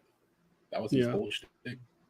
And even like this whole thing with Caitlin Clark is like, you know, hey, y'all need to be nice to her. And Caitlin Clark is not going to be able to make the WNBA be like the NBA by herself. Like people are going to have to be, they're going to have to be invested in these other people. They're going to have to go and be like, okay, who's on the Aces? Okay, I like Kelsey Plum. I like Asia Wilson. Even the new girl who played with Iowa, Caitlin Clark, Kay Martin, I like her. Okay, who plays for the Wings? I don't even know the fuck who plays for the Wings. Who plays for the Storm? Who plays for these other people? We have to be invested in these people as well. Because Caitlin Clark, what she's doing, albeit spectacular, Steph Curry doing Steph Curry shit, wasn't that spectacular 2, 3, 4 years after he did. It's like, okay, this is Curry doing Curry shit. Yeah. Like, that's not going to sustain the WNBA for the long term because eventually people are like, okay, Caitlin Clark shoot a three. All right, great. We saw that at college. We saw that the first WNBA. We don't give a fuck about the WNBA anymore. So they're going to have to, you know, make everybody else invest in the other players as well. I you know, obviously Juju Watkins is there. Like, you know, still got a whole bunch of people that are still going to come into the league and do their thing. You know what I'm saying? So this draft class is probably the one draft class that I gave a fuck the most about. And the fact that it's on Price Picks too definitely does help. Definitely. Because I was looking at my shit name, all them fucking women sold, but salute to them. But yeah, but there's always been like there's always been WNBA players that you know, like I never watched Candace Parker play, but I know, you know, I heard Candace Parker's name, right? What's her name? She was played tonight. What she's pretty. What the fuck's her name? She's went viral on Twitter because she was mic'd. Her the other girl's mic'd up. What the fuck's her name? Skylar Diggins. Like there's always been these people that like have been these kind of names, but you're not really watching them. So even when I see like Angel Reese was like, you know, it's not just one person. Like I'm a part of this as well. I agree with her. Now, do I think she's bringing the massive names, the massive amount of people over there? No, because I'll say this, and I've been thinking about this all the time. Like, is this a fair assessment to say? But I mean, I guess because, like I said, for Caitlin Clark, I think a lot of white women are supporting her. There's a lot of white men who are like I said, the frat bro-y type of guys who they're supporting her as well. if black people would support Angel Reese like there was Caitlin Clark, not on social media, but actually buying her jersey and going to the games or like whatever the fuck, watching them on TV, then Angel Reese would be like Caitlin Clark. If you look at your social media wise, Angel Reese does have a bigger social media presence than Caitlin Clark, but that's not translating to jersey sales, actually people watching the Chicago Sky on TV. Now, they say they got sold out stadiums when they're there, whatever, that's cool, but eyes on the TV screen, all those things, because, the white people don't fuck with Caitlin Clark.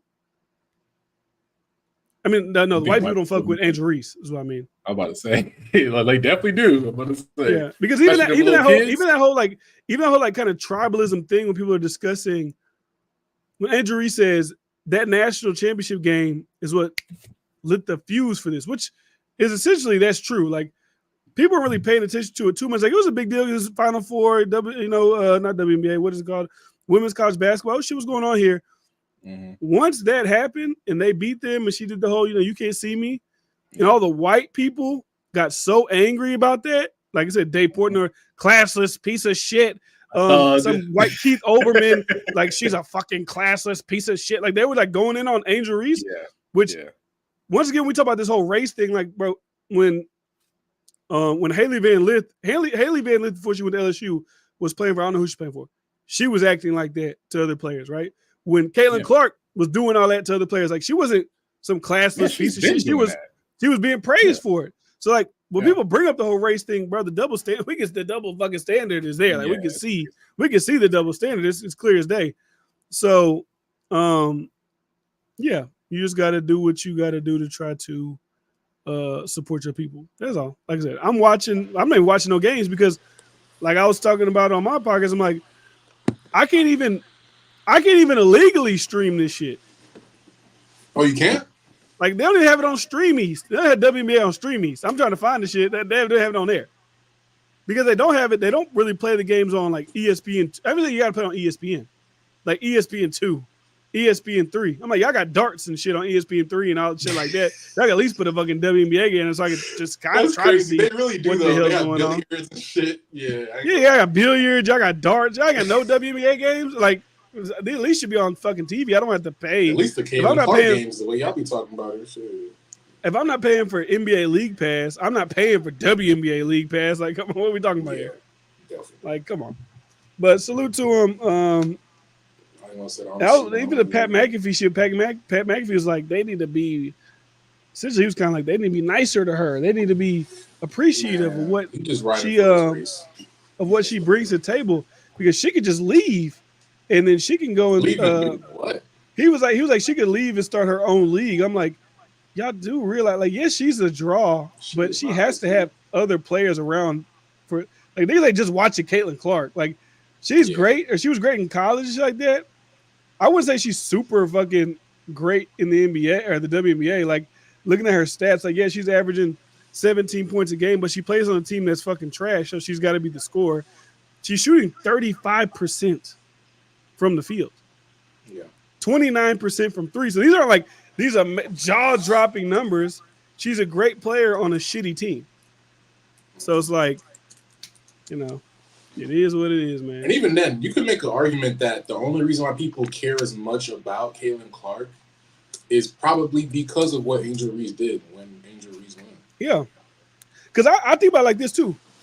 The way that the media got behind Caitlin Clark, and rightfully so, like I said, you're breaking records, you're doing all this, you're going crazy, right? If Caitlin Clark would have left to the WNBA right after that happened, right after the Angel Reese shit happened, I think she could have. I don't think it wouldn't be as big as it is. Like, the media wouldn't have been able to generate the hype like they were that last year of college.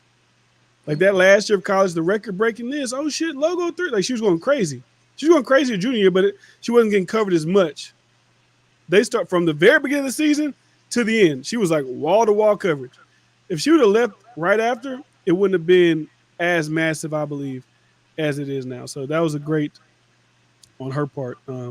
Like I said, we'll see. There's more women that are coming out next year. Paige Buckner's, like you said, Juju Watkins, whenever she's allowed to, because she's only a freshman. I feel like she got to play like 2 more years of college basketball before she can come out. So, we'll see what happens. But like I said, if the thing is, the people that are watching they'll get tired of Caitlin Clark eventually because they're like, okay, she can shoot a couple threes. Like, we're not going to be that sport. So if you can't get people to fuck with all the other teams and other players and invest in those storylines, then the WNBA is going to be in the same spot in a year or two anyways. So Yeah. that's how I look at it. Yeah, Stephen A. giving his take about Angel Reese, Caitlin Clark, the whole shit.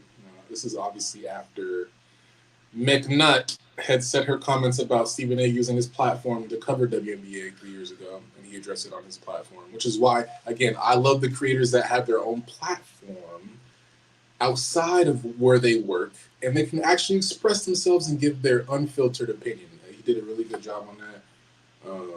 But yeah, this was his take. I think it was this morning. Nothing anybody said is wrong. And in at least a couple of instances, I think Shannon alluded to where I'm about to go. I'm a bit more direct with it. I just want to let the audience know that I'm going to stand alone on what I'm about to say. I don't want anybody else to be held accountable for where I'm about to go.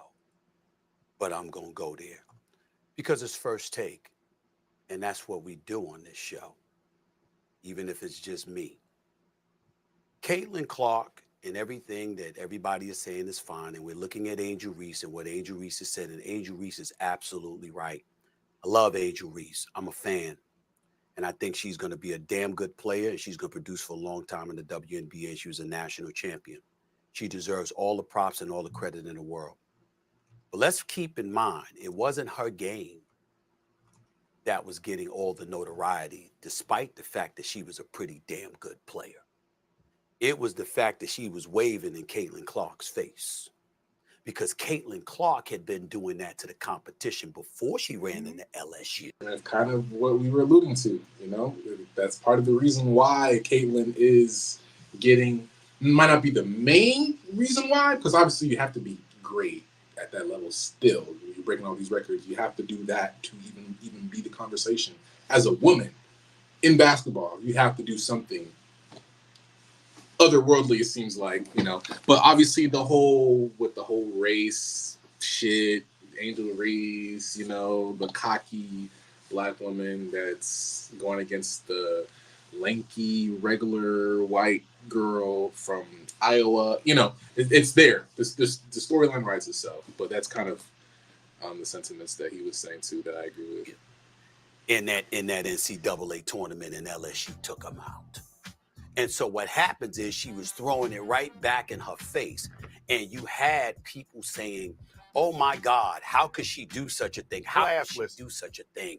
And they didn't say the same thing about Caitlin Clark, which is why I'm going to go where I'm going. Okay. Let me see everybody up on the screen when I say this, please.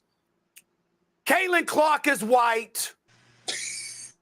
And because she's white, and because she's considered box office and she's a star who happens to be white, that is why Eminem, when I brought up words like envy or jealous or resentment, whatever word you wanted to pick, I didn't say it in a negative fashion like, oh my God, it's a problem. I used the word justified. You know why?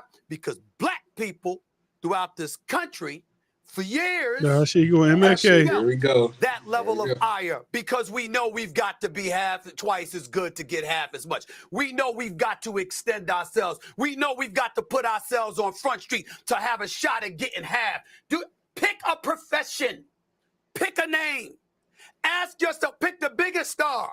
Pick the biggest star in podcasts. Pick the biggest star in television. Pick the biggest star in sports, whatever.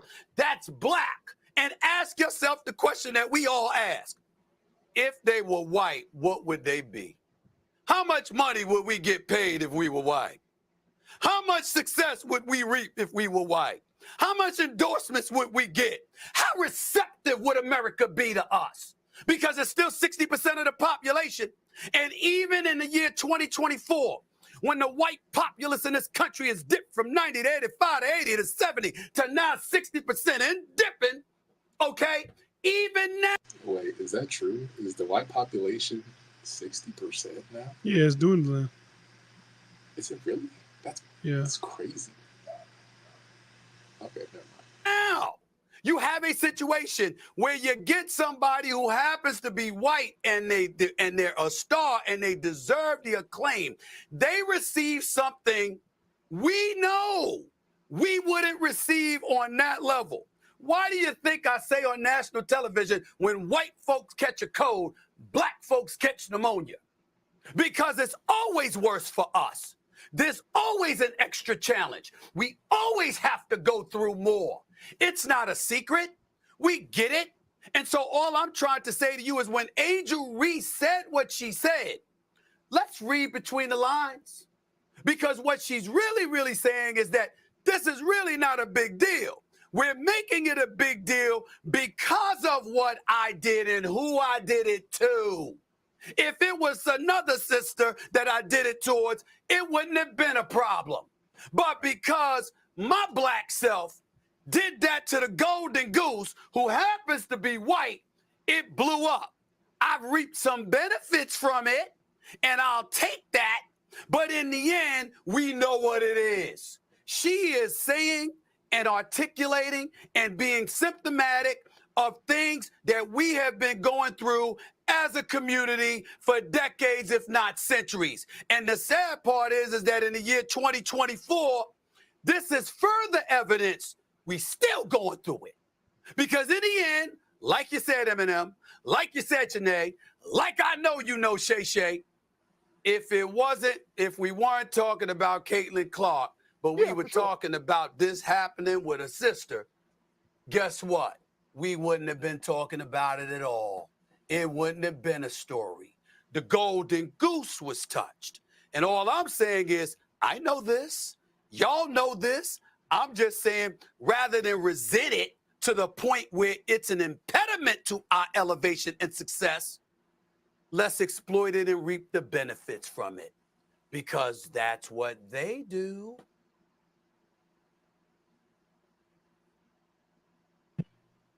All right, we got Dr. Umar Smith. What did you think about that? He tell the truth. That's essentially what we said. Did that make your blood That's essentially what we said. Because you white. Because you white. That's why people care so much about it. He said this won't last long. What do you mean this won't last long? I mean, the whole Caitlin Clark shit. I mean, she's not on a good start right now. Like she won. The only game that she won was it Angel Reese, right? Yeah, they won 2 games. They're like 2-6 or something like that. 2-7.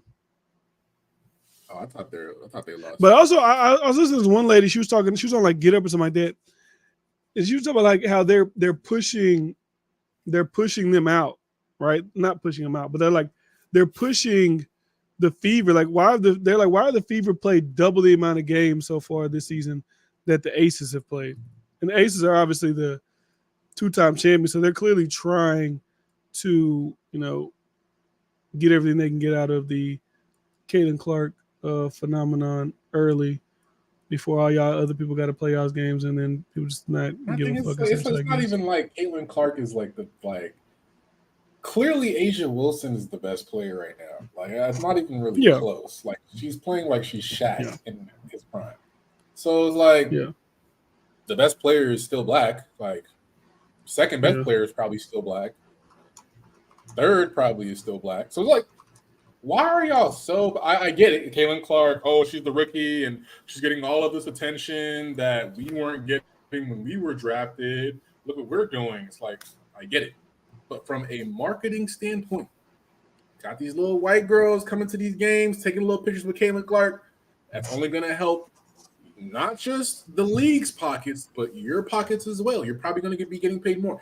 If the average salary of a WNBA player is $250,000 a year, and Caitlin Clark's endorsement deal is damn near $30 million, right? You don't think that when Juju comes to the league, when is Paige in the league yet? Paige Buchers? No. When Paige comes to the league, you don't think when they come and they get their endorsements that it's gonna eventually like go sprinkle down to y'all, especially if y'all are playing well? You don't think that's gonna happen maybe 2 to 3 years from now? Like, why not just embrace what's happening. Like, I understand it from that point, but it's like all of the we have to bow down to her shit is like, okay, you're just saying that because she's white. Like that is just giving me that you're just saying that's because she's just a white woman. If you ask me. Is Juju Watkins and Ruby Rose related? They kind of look like each other. They look alike. They definitely do.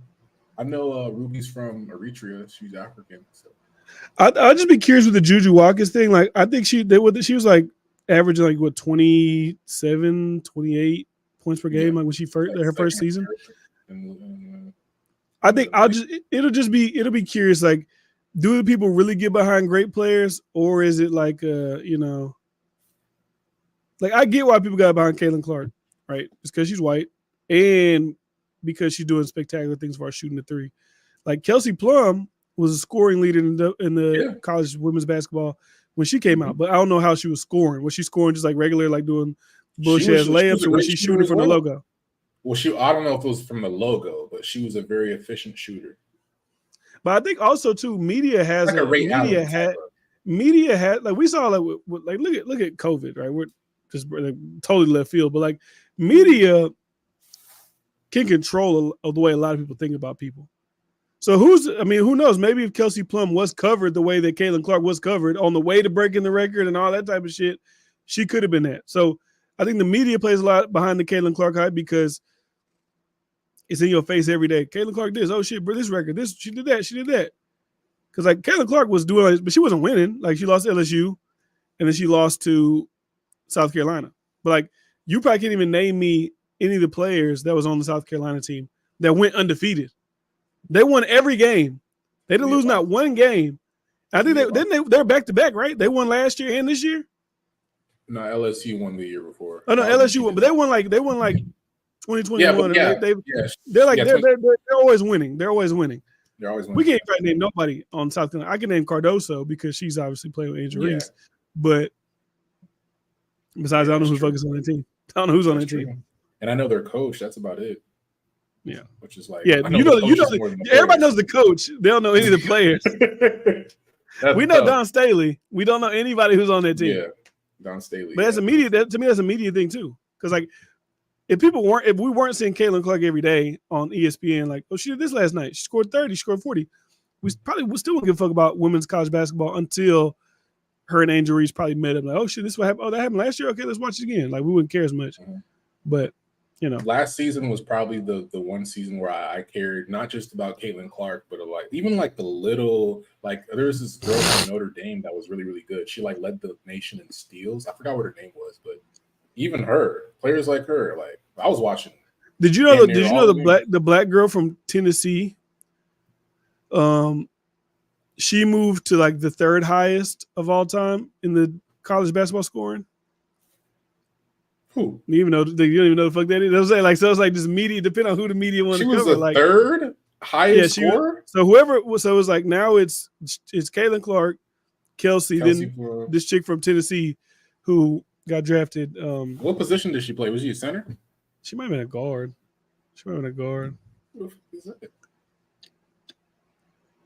I know one of the women's coaches is like one of the most like winning coaches. I forgot what college that was for. Stanford, yeah, Stanford. With the weird ass name, Van something like that. But yeah, last year was probably like the last season was probably the season that had the most eyes. Like, especially Lando should be pulling up because he was in the chat talking shit. Like, all right, nigga, pull up, say what you gotta say. Lando be saying a whole bunch of shit and come on. He's I should get my WNBA and my NBA. I don't give a fuck about none of that. But like, I just when people say things, I just want to see what's your thing. Like what did Trail say? Oh, when you and him was talking about, well, you didn't really say it, but him. Mm-hmm. Common sense would say the guy was older. I was like, and what did she say that make you think that that's an older guy that had sex with her? So now I want you to actually build out whatever you just said, because some niggas just be saying shit. Niggas just be saying shit. And nigga said, tell D-Fran his take on this WNBA shit is dog shit. And oh my God, your take is ass too. Like that's all like that. If you got the ability to pull up, nigga, pull up. See what you gotta say. Let's see what he got to say. Set up your little Typical thing. sad shit. You got to be the center of attention. Look at this. I'm fine with it because I like to, y'all know I like to debate shit. So I want to see what the fuck he got to say. He gonna has Austin Rivers. They're being mean to her. I mean, and by the way, Austin Rivers should definitely have a podcast. I think he's very logical. I think him, maybe someone else. I would say JJ Redick, but it seems like JJ Redick and LeBron have their own shit going on, so it's like I guess not. But JJ Redick might be the head coach of the Lakers. I don't know how I feel about that. I just feel like they're just doing all this shit to please LeBron, but it's not in the best interest of winning because AD is not getting any younger. Like, honestly, we should just, like, bro, get another star, please. Get a star guard in there. If I was the Lakers, I'd be timing on when to blow it up, right? I'd be looking at I'd be scouting right now, like, okay, is there another fucking like Wemby type of motherfucker that's out there somewhere? And if there is, I'd be like, okay, we got about like 1 more 2 years of trying this fucking AD LeBron experiment shit. Once it don't work, LeBron, all right, you retired. AD, we're gonna try to trade you for a bunch of fucking draft picks, so we can try to get, we're gonna suck. We're gonna trade everybody that's good on our team, get a whole bunch of role players to start, tank, hopefully get the first pick us up a Wemby type player. Obviously, probably not gonna be a Wemby, but somebody good type player, like you just said, like it's casually, like you just like it just falls out the sky. Well, fuck it, give me an SGA, give me a Luka Doncic, like find one of them type of guys. And then, I mean, what do you think about though? Like Wemby's great because he's 7'6", so he's imposing, so he's getting. Oh, he got 8 blocks a game. I mean, if you're fucking 7'6", you should be blocking shots. Yeah, but there's a lot of good players that come out them picks. SGA is great, Luka's great, Anthony Edwards great. So they can find them a Luka, Anthony Edwards. Even like I feel like maybe if Trae Young wasn't injured as much, I'm not saying he'd be like Luka and SGA and them, but I feel like when he was going, he was doing all right. He was balling, but trying to get Trae Young. But I don't think his defensively. I don't want that on my team. We needed what will make Caitlin Clark a bust? Playmaking point guard. I don't know what make her a bust. I don't know what make Caitlin Clark a bust. What will make Caitlin Clark a bust if she doesn't win a ring? If she does all this shit, like with like, I mean, no, yeah, she has to win a ring. I still feel like she has to. She has to win something. Like, not as even win because like I feel like I always come down to like the whole team shit. Like, I don't like she can shoot a 3 like that, but that was in college. Now she's playing like the best of the best. So like all that just going crazy. I don't think that's going to be able to happen for her, just defensively against these women. So she's going to need a team around her because she's not like I don't know who was saying it, but like LeBron, like Wemby. She isn't this physically imposing figure that can just try to do it all. She's only like 5. Was she like 5'10", 5'11", little skinny ass, 130 or something like that. So like she's gonna need people around her to elevate the team. Who does Asia Wilson have? She got Kelsey Plum. She got Chelsea Gray. She got last year they had Candace Parker. I mean they got a squad on the Aces. Who does Skylar Diggins have? And isn't she on the team with Diana Taurasi? I think. Well, even look at that. The ESPN put out the top 25 WNBA players for the 2024 season, right? So I'm just gonna go through the top. I'm just gonna name you the top 10. Asia Wilson's number 1, right? Breonna Stewart's number 2. She plays for Liberty. Alyssa Thomas, the one who threw Angel Reese down. Yeah, she's number 3. Number 4 is Jonquel Jones. She plays for Liberty. Nafisha Collier, she plays for Minnesota. Chelsea Gray, she plays for the Aces. Jackie Young, she plays for the Aces. Kelsey Plum, she plays for the Aces. So the Aces have 4 of the top 10 in the NBA. So yeah, they got a squad. And even like the Storm got 2 people in there. The Liberty got 2 people in there. So that's crazy. Yeah. I mean, the only WNBA I ever actually gave a fuck about was Brittany Griner, but that's because she played locally in Houston. So what was that girl's name? The Australian girl. Is she still playing? What's that girl's name? The light-skinned Australian girl. She's like tall, like 6'7". Oh no, she's gone. She got booted out. I don't know what she did, but she plays like Taiwan or some shit like that. You talking about Cambridge? Yeah, I thought she was doing OnlyFans or something. Yeah, whatever she doing something. She ain't playing basketball in WNBA. She probably making more money out there than she is. Hey, shout out. I'm sure she is. Shit. Gotta do what you gotta do, bro. What the fuck Lando at? He running scared now? And they get scared, man. He don't want to talk nothing. He just want to talk shit. Let him talk his shit, bro. What else? But yeah, let's before he get it's getting late. Before he go, let's get on to the. I know it's your show, but I'm, Go ahead, executive producer. Get on to the. Let's get to the Drake. Let's get to the Wagwan Delilah. Wagwan Delilah, was it like in Yogasana? You gotta piss me off with that song. But my thing like this is like at first I was upset because I was like, because I thought it was real. But the guy's a parody rapper. Oh no, yeah, like, it's a real song, but it's like a comedic song. Yeah, but it's like that's what I'm saying. Like people acting like it's like a genuine attempt to make a great song. You know how Kendrick fans are. They're gonna take everything Drake does as like, oh my god, you're dropping this after the beef. Oh my god. Yeah, that's what I was thinking too. I was like, why would he drop this? But I'm like, I mean, I still kind of think like, why would you drop this? Like, just because it's still kind of like a little, especially off the back of the Sexy Red BBL Drizzy is like the two moves after the beef. Like, this is what you do. That BBL shit is kind of catchy. No, the BBL Drizzy, him rapping, it was hard. But just like with the Sexy Red, she was so trash on it. It was like when she did that singing part, that was probably the only ass part. When I thought about it, it was like, when you were Sexy Red, I think you see Too Bad Bitch. Like that was like ringing in my head when I saw the rollout for that. But with this one, it's like clearly it's a parody fucking song. So why are people taking it serious? Like this is Drake trying to come back out of the beef. You said you were on Summer Vibes and you're doing comedic shit with a nigga from Canada when it should be Summer Vibes time, right? Y'all told him to go back to Canada. Y'all told him to go back to Canada and get a sound. So he said, fuck it, let's go. You're cheesing, fam. Bruh. Like Sammy said, you can't joke your way out of this, brother. Take your L, drop your music, serious music, or just take a year off, like I've been saying for the last 2 months. Which he's not going to do because he can't because of the deal he has. He has to drop. He's a slave. A Jewish slave. But like, nigga, the deal he signed, I don't know, bro. He's been dropping music. Well, he drops consistently anyways, but it seems like he can't take it. He just got off of a tour. He got off of another tour too after that. Gets into a beef. Can't really control that. Cool.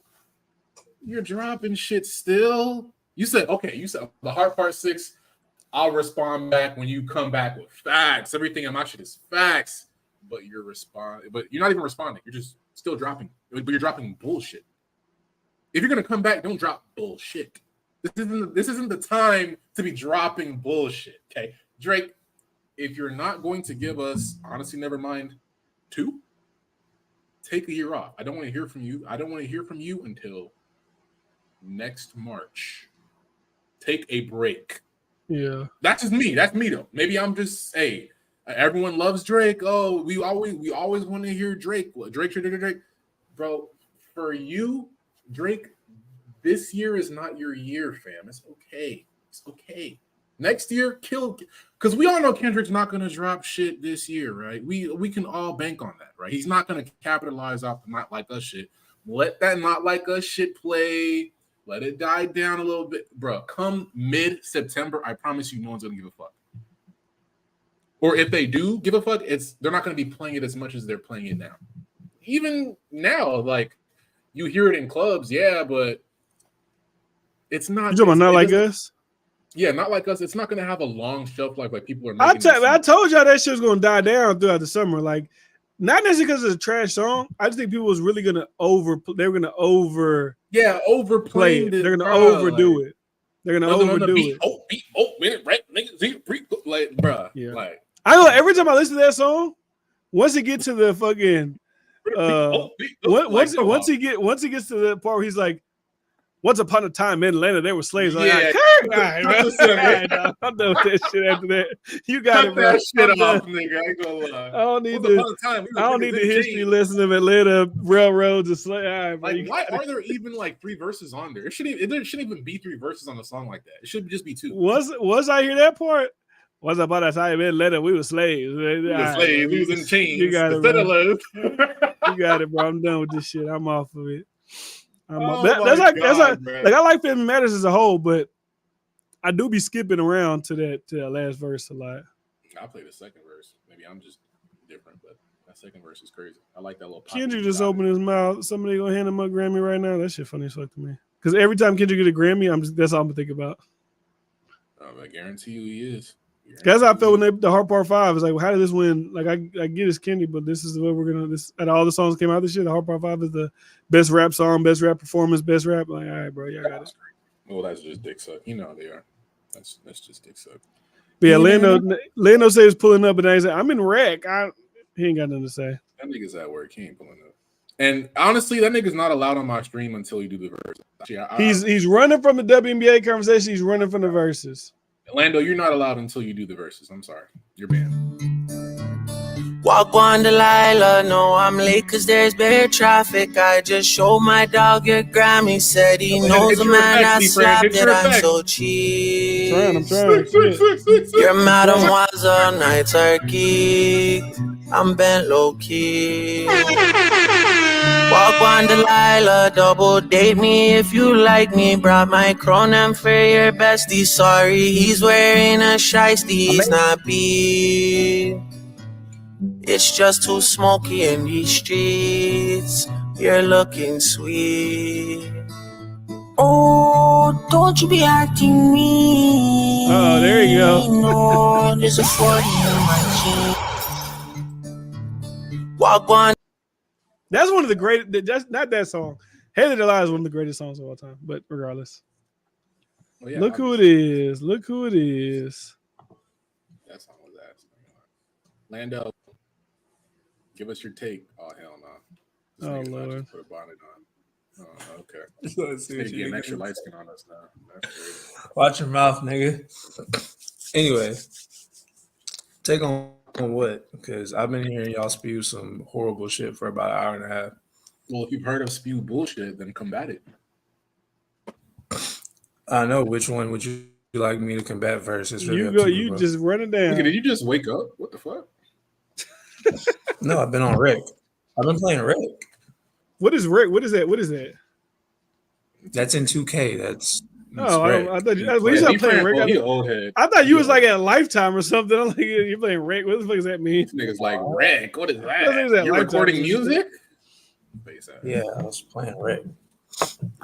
But it's whatever y'all want to do, honestly. Well, you just run it down. You got the horrible take. You run it down. Pinpoint it yourself.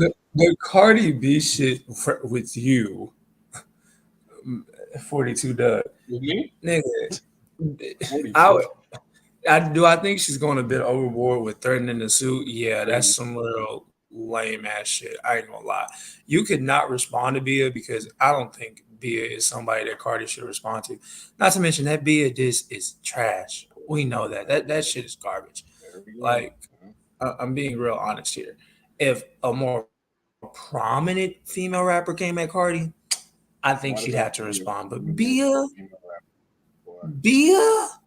we being real here. We want Cardi to respond. BIA is not terrible. Like she can that rap. Diss was terrible. Clout, I guess that diss was terrible. The diss. I think the worst thing she did on the diss was just trying to make a hook. I don't think the actual what she was saying about Cardi B was actually bad. That's why like the diss was ass. The WNBA shit. I get everything's in the spirit of competition. I don't expect these girls to bow down to Caitlin Clark. None of that shit. But there is a lot of animosity being given to Caitlin due to probably her skin color for one, and to the mass amount of attention she's gotten. But the thing is, she's not just here because of her skin color. Because if that were the case, Sabrina Ionescu would be popping the way Caitlin is. No, it's not just that. Caitlin is a talent that the WNBA has never seen before. Shout out to Maya Moore. Shout out to Candace Parker. Shout out to, first of all, Caitlin's not even the first athlete in WNBA to receive this type of attention. Y'all old enough to remember Skylar Diggins' hype. Oh, right? Sure, yeah. Okay. Absolutely. She was black. She didn't pan out for why? It was mostly because of how good she looked. That wasn't. Okay, so that was looks, but see how no one had smoke for Skylar? No one. but we got smoke But for we're not sure. acting like Skylar Diggins' hype is the same as Caitlin Clark's hype. Skylar Diggins had the fucking S-piece with Drake. Skylar Diggins had her jersey being worn by Because she Wayne. looked good, though. That's not because of like. I barely even maybe she wasn't terrible. I'd have to see like the uptick in WNBA interest when Skylar Diggins. Like it wasn't like, any. Nigga, I don't think there was any, like no interest.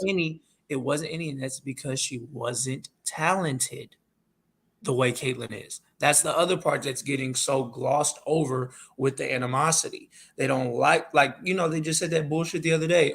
Shorty that pushed her. Other than threes, what does she bring to the table?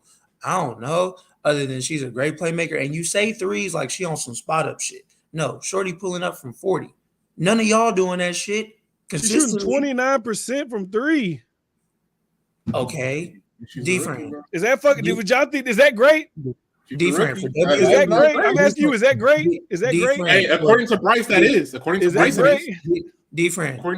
What you're doing is trying to compare WNBA shooting percentages to NBA shooting that's percentages. crazy. Yeah, come on now. In the NBA, yes, 29% is dog shit. But in the WNBA, you don't have many players shooting higher than 33% from three. Being directly honest with you, it's not an efficient brand of basketball. Like what is Sabrina? Okay, so they all suck. What are we talking about? No, they don't all suck. They fucking suck. If it's fucking 30%, I fucking suck. I'm sorry. Like, what the fuck are you talking about? They don't all no, suck. They suck. If you're telling me 29% is like that's like where it should be, they fucking suck. I'm sorry. Game. Okay, so D-Friend, were players. So did Michael Jordan suck in '87 when he shot 28% from three? He sucked. That's not his. You're telling me this is her specialty. This is her specialty. Her specialty is 29%. This is her specialty, right? You just said this is her thing. Okay. Yes. If you told me that was Michael Jordan's specialty, then that'd be trash. Okay, Larry Bird was a great 3-point shooter. One year he shot 31%. Was he trash? Yeah, I mean, that year he was trash. Yes. No, he was.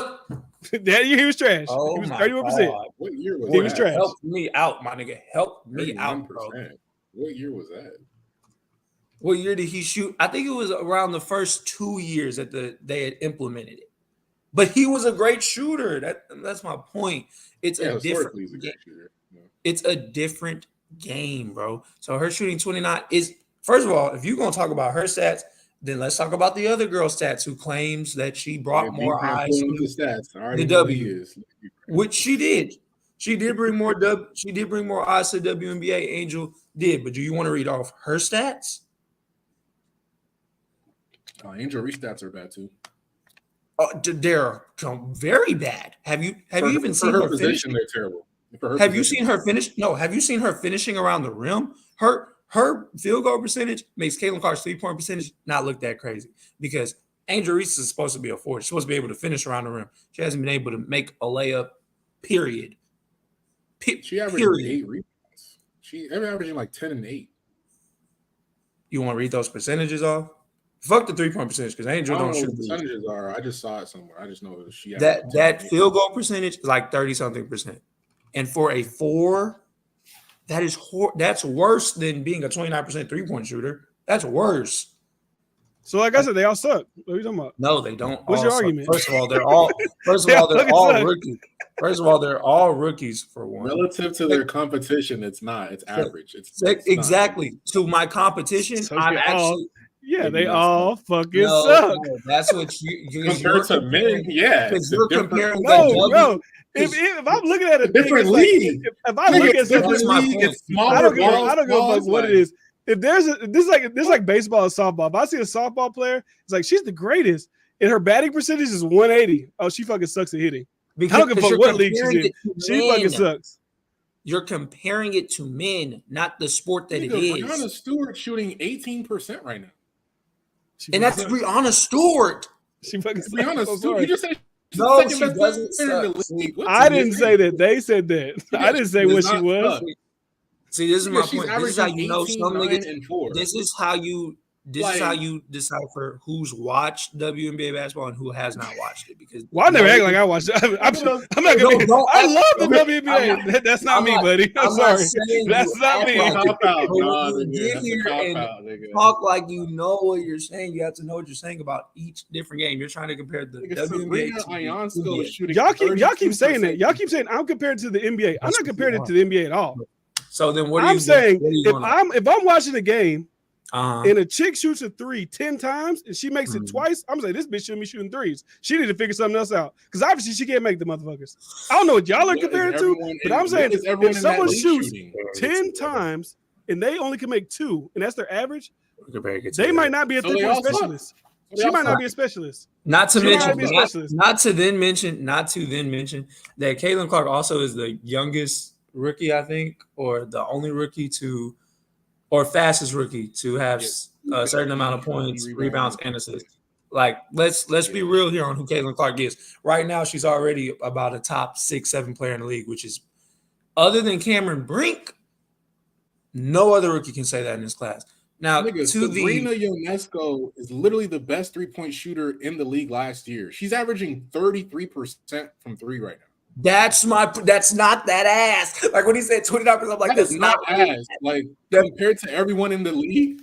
Thank you, bro. For her career, that's like saying everybody in this league fucking sucks. So like this, it's like if you go, it's like I've seen it. It's like this. It's like I've literally seen people go to like my high school, and I don't want to like shit on like whatever, but they'll go to like a more urban school, and they'll go from being ranked in the out of 500 students, they'll be ranked 200 here, but they go to like a shittier school and they're in the fucking top 10. Okay, great. She's the best shooter of the shittiest fucking shooters. Congratulations. If y'all think, like I said, y'all are basketball players. If y'all walked into a gym, male or female, and you're like, okay, she shoots threes, and she's 2 for 10, are y'all gonna be like, she's a great fucking 3-point shooter? No. We are like, what are y'all trying to mental genetic? Like, if you're shooting 10 threes and you're missing majority of threes, you are not a great 3-point shooter.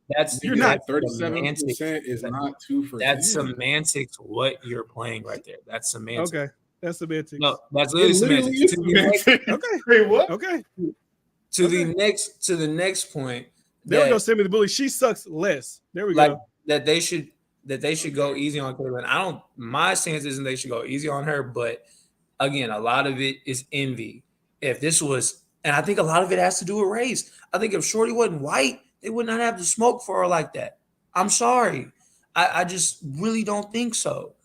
They don't got to bow down, but at the same time, it's like you ain't got to overdo it because they haven't done this to any other rookie in the past. Now, no other rookie has gained this hype, but I'm just saying. Candace Parker wasn't getting cheap shotted out here. She was number 1 pick, won MVP and Rookie of the Year. They showed a video of Candace Parker literally getting like a brawl in the middle of fucking. That wasn't off a cheap shot. That was a fight. But even a cheap shot. This is like sports. You play sports. If you played basketball, if we're getting ready to take the ball out, and you my back's turning. My point when I say it's sports, I'm saying shit like this happens. These niggas in the NBA was knocking niggas out. It doesn't punching people in the face. It doesn't make it not different. Y'all are conflating me saying it's okay with this shit happens. No, because so that shit doesn't happen in sports. Dirty shit doesn't happen in sports. Is that what y'all telling me? There goes semantics. But does it make it? I'm asking you a yes or no question. Do dirty shit happen in sports? Yes or no? And I'll respond with your yes or no question with an answer, and then I'll ask you. I just need a yes or no. Do dirty shit happen in sports? You're gonna get a question too. You're gonna get a question. Great. Give me a question. Okay, cool. Yes, it happens. Now, quick question: when dirty shit happens in sports, is it still fucking dirty and shouldn't happen? Yes. But what is it? Right? Is it completely? But it's not a big deal. Yeah, because it happens. That's my point. When Draymond Green chokes a nigga out, yeah, that's a big deal. When Draymond Green, he didn't kill a motherfucker. The nigga went injured. He fucking got him and walked his ass to the fucking like, bro, he got up. Did Rudy Gobert's career fucking end when he got choked out by Draymond? No, he got him and fucking kept playing. Like, he could have. Could have. Maybe he did it. He was playing. This is what being loud and wrong looks like. So, quick question: you played football, right? Yes. What position you played? Center. You play center. All right, bet. So, if someone if you hike the ball and your quarterback throws a pass, incomplete pass, play is over, and the opposing D line runs in and just trucks the shot your quarterback, What are you just gonna be like? Oh, that's dirty as fuck. That shit kind of happens. Oh well. What you gonna do? I'm just asking. Or you gonna think that's completely? I would be upset about it. Yes. Or you gonna think that? Am I saying they can't be upset? No. I'm saying, are you going to think that's completely fucking unnecessary? And it's a big deal. It's still a big deal. You cheap shot at a girl. Yeah, it happens, but that's a big fucking deal. And it's the same way on the men's side. When Patrick Beverly shoves Chris Paul in the back, yeah, it's a big fucking deal. Yeah, you can say this shit just happens in the nature of sports, but no, it's still a big deal. Like, it's still a big deal. And then we know why. This is new generation. It's these niggas graduated 2020. That's what it is. No, it's not. Okay, well, it's these new niggas. It's these 2020 niggas. Well, shout out to my old niggas. It's these 2020 niggas, man. Shout out to my old niggas. Look at that field goal. I would think if I got a shooter, I want her to shoot the ball. I don't know how many times she shoots, so I can't really. I don't know how many times she shot the ball. But if I see 53%, I'm like, okay, maybe she should be shooting for me. But I don't know how many times she shot the ball. I ain't gonna lie, Lando. It's looking kind of 20 and 12, 21 and 12, 55. No, Hamby's one of the best players in the league though. Like I know Angel Wilson's shooting percentage isn't as good. This is like damn near going up against like Asia Wilson numbers. Nah. No. Damn near. It's like Asia's here and everybody else is like second is like a big gap. Asia head and shoulders the best player in the league right now, which is insane. Splits though, I ain't gonna lie. Which is insane. But they shouldn't go easy on Caitlin. But at the same time, it's like all that Bush League shit is unnecessary, bro. And we know why you're doing it. And no other, like in the NBA, wasn't nobody bullying Braun like that first rookie year. Wasn't nobody doing Braun like that. Wasn't nobody doing Wemby like that. Wasn't nobody doing. Okay, if you take a fucking. There's obviously gonna be outliers. There's obviously gonna be outliers. Okay, even if you take, because I can say they did it to Michael Jordan. Like, what are you talking about? They was beating the shit out of him. Michael Jordan was not getting Bush League cheap shotted his rookie year because he was Michael Jordan. He was getting Bush League cheap shotted going up against the Pistons because they didn't want to get eliminated out the playoffs. He wasn't getting Bush League cheap shotted first year because you the savior and we jealous and envious of you. Why they what did Stephen A say? Why'd they freeze him out of the All-Star game? Whatever the fuck they was talking about. Why did they do that? They freeze him out because in that All-Star game, that was 88. So that was when he was ascending. That wasn't his rookie year, though. Like, see, so in sports, people do get jealous of the person who's coming to take the fucking. Yeah, it don't make it. It don't make it. Regardless cool. of his rookie or not, we're talking about just people who are ascending. Yeah, but it don't make it cool, especially for their position. You're coming at someone who is giving the biggest light to your sport ever. Mike, it was different. The light was on the NBA. He was ascending it, but Magic and Bird already got it to a very good place. This is different. Y'all are envious because you feel like Angel Reese said, it's not just one person as to why everyone's watching WNBA basketball. Okay, that may be true, but there is somebody with the baton that's number one and that's bringing the attendance, and it's her. The four biggest crowd sales have came from who? Her. No one coming to Chicago like that. No, fuck that. No one. Chicago's not getting 17K in there. Fucking the Sparks not getting. The Las Vegas Aces, defending back-to-back champions, they're not even getting that. The fuck you mean? It's this one girl. Y'all can give Shorty credit and be like, man, she's the leader of the new school. She's the pinnacle, regardless if we like it or not. She just is. But they don't do that. And I think a lot of that has to do because she's white. Because if she was black, that you wouldn't see anything like this. I'm being dead ass. If she was black, you wouldn't see shit like this. And what was the last fucking thing y'all said? What was the last fucking thing? I could argue if she was black, you wouldn't even see nobody's biggest Caitlin Clark being like that. Nah. Yeah, you would. If you saw any girl dribbling up the court, you're seeing it with Juju. What the fuck? So imagine if Juju... That Juju is the best test. I can't wait till she leaves and comes to the WNBA to see that. Is it about a great player or does race play? I got to compare it to like Taylor Swift. Like Taylor Swift is great. Taylor Swift is great. But Taylor Swift, do you think Taylor Swift is better than Beyonce? No. But obviously Taylor Swift has the white effect. Like, there's nothing wrong with having a white effect. Exactly. There's nothing wrong with that. It is what it is. They appeal to a bigger crowd. It just happens. Same thing with Eminem. The reason why Eminem has the most sold albums for a rapper, he's mad talented. That's true, but he's white. He just reaches a larger audience. But Juju could get the hype. The reason why it wouldn't matter what race Caitlyn is to me is because the moment we saw a girl come up the court and pull from 40 and drain the shit, it wouldn't have mattered if she was black, white, Asian, purple, yellow. Everybody would have went crazy, especially in this social media era, because it would have been like, what the fuck? We've never seen that from a woman basketball player. That's like, we made it a big deal when Lisa Leslie dunked the ball, because girls don't dunk. We don't see girls pull up from 40. It don't happen. She's the anomaly. Oh, and I feel like that's a little naive. I ain't gonna lie to you. How's that naive? Because we're talking about view. We're talking about people like actually going to games, purchasing shit, and doing things like that. If this is a black girl, like if we were to poll, if you were just a demographic, the people that are showing up for Caitlin Clark, what percentage of those people do you think are like white people? Probably 70%. You think it's? I'd probably say like more like 90% of the people. Like I said, if this is a little black girl that was just doing it, a lot of those people, like I said, the frat boys, the Dave Portnoy type niggas, the Barstool type niggas, the white girls they would not be there. They're like, okay, that black bitch can shoot. We're on to the next fucking thing. They would not be this massive figure. They wouldn't be what Pat McAfee said. If Caitlin Clark was in the NBA, she'd be the 4th highest selling jersey. That would not be happening if that was a black girl who could just shoot from the logo. I just don't believe so. She was going from 40 feet. I don't believe. Yeah. Well, when there's a black girl pulling 40 feet, we'll see. Coverage. No, I think like you're talking about coverage. I'm talking about the massive, how big it is. It would not the same way we disagree with Stephen A. When Stephen A. said when we're talking about black podcaster versus a white podcaster, the mass that they can reach. I don't think that Joe Rogan is so much better than fucking Joe Budden, but there's something there to that. He also brings in, but Joe Rogan also brings in more celebrity guests than Joe does.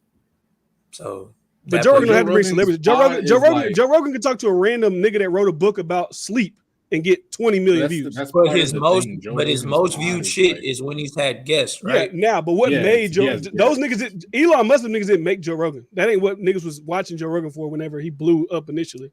That is true. Look at these fucking stats, bro. 27, 13, and 3. Shorty is different, man. So, but that's my point. And actually, I do think it wouldn't be a big percentage off because a good amount of WNBA fans are white women. Like Maya Moore has a lot of Maya Moore, at least in her prime, had a big amount of white female fans. Yeah, that's like, my favorite female basketball player. That's why I don't think I'm being naive. I don't think I'm being naive. At the end of the day, the WNBA is in a space that it's never been before. And the only thing that can ruin it is if women want to be jealous at other women, which, women, that's a trait. They naturally jealous. But instead of wanting to be like envious to Caitlin Clark. The thing that's going to ruin it is if you just don't appreciate all the other players. Because like I said, Caitlin Clark next year, the year after that, like people are going to be used to her shooting. It's like, okay, she shoots threes. Niggas ain't going to give a fuck. They're just not gonna give a fuck. If that's all it is at the end of the day. Like 2 years from now, it's like, hey, y'all still watching? Because she shot from 40, but we don't know. None of the other players don't give a fuck about nobody else. Well, that shit ain't gonna last. That's not gonna happen, and it's not gonna happen because Caitlin's also a part of a new era of female hoopers.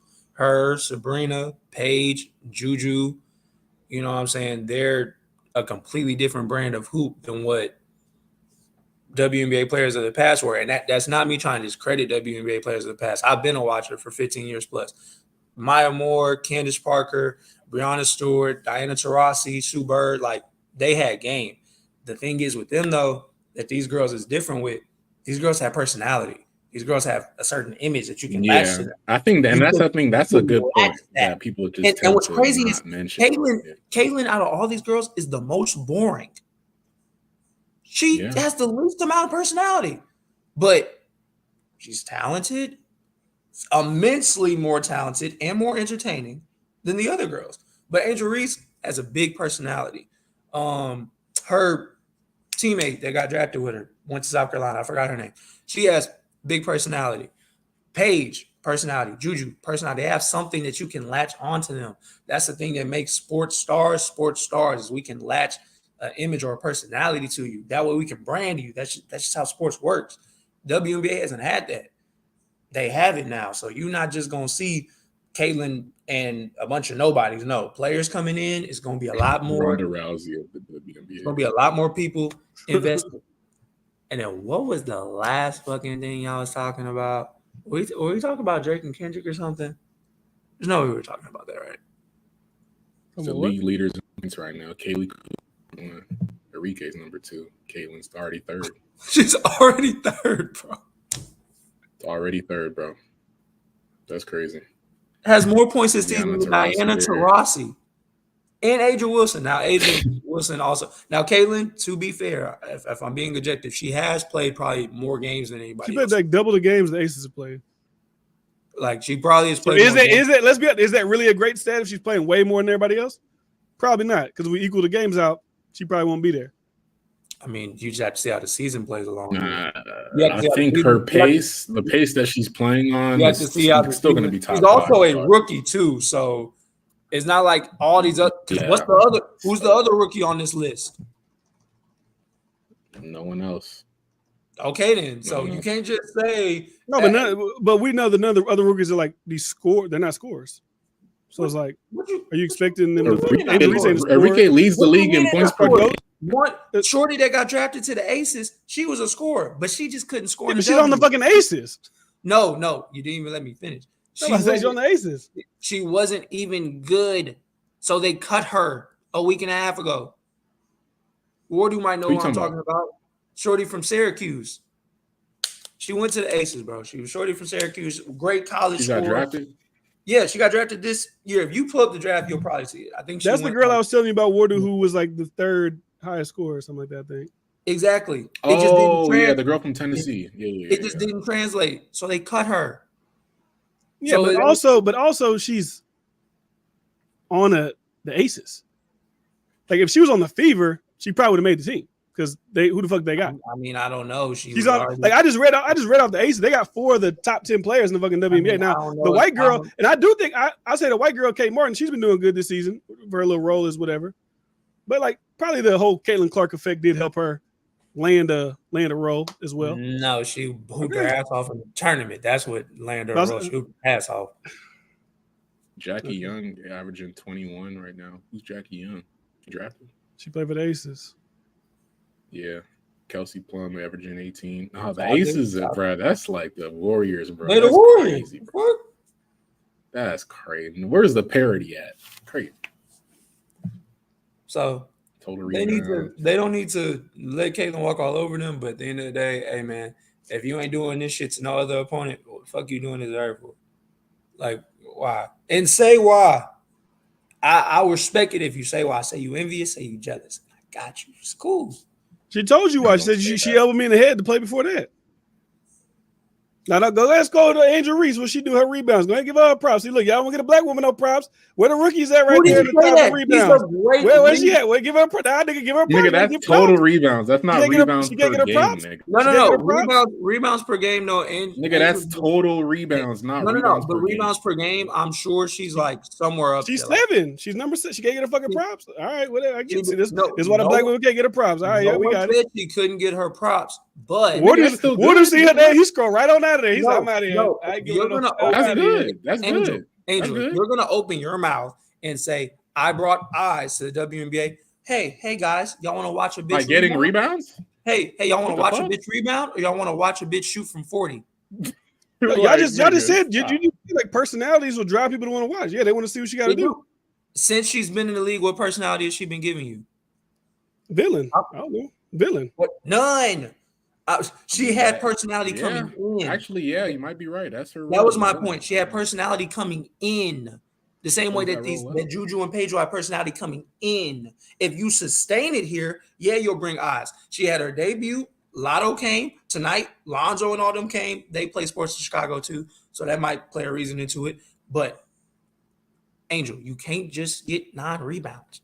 Nigga, Caitlin Clark is 2nd in total assists too. That's not enough. She turning the ball over a lot though. I ain't gonna lie, but she's also facing a lot of double teams, shit like that. You know, she played for the fucking Fever, bro. So she gonna have good stats, but at the same time, some of her stats gonna look shaky. It's the Wemby effect. Wemby had good stats, but some of the stats Nigerians out there. Like my thing with Angel is, I'm gonna give Angel props. I just wish Angel would just let her play talk. Like just let her play talk. I understand you want your just due props for bringing eyes, but my thing is, why are you looking for it from the fucking media? You shouldn't even care about them. You got Lotto coming to your game. You want a Cardi and Lotto video. You got little girls saying Bayou Barbie. Why the fuck do you care if First Take at ESPN is not giving you your credit? Why you give a fuck? Your validation is right here. It's right here. Number one in turnovers, by the way, Caitlin Clark. She is. I said she's been turning the ball over. So the Fever have played 13 games, right? The Aces have only played 7 games. Mm-hmm. So she's played double the games as the best team in the league so far. 50. Because she brings in more eyes than the best team in the league. Well, I mean, they got to play the same amount of games, don't they? I'm talking as far as these stats go. Like, she has the most points.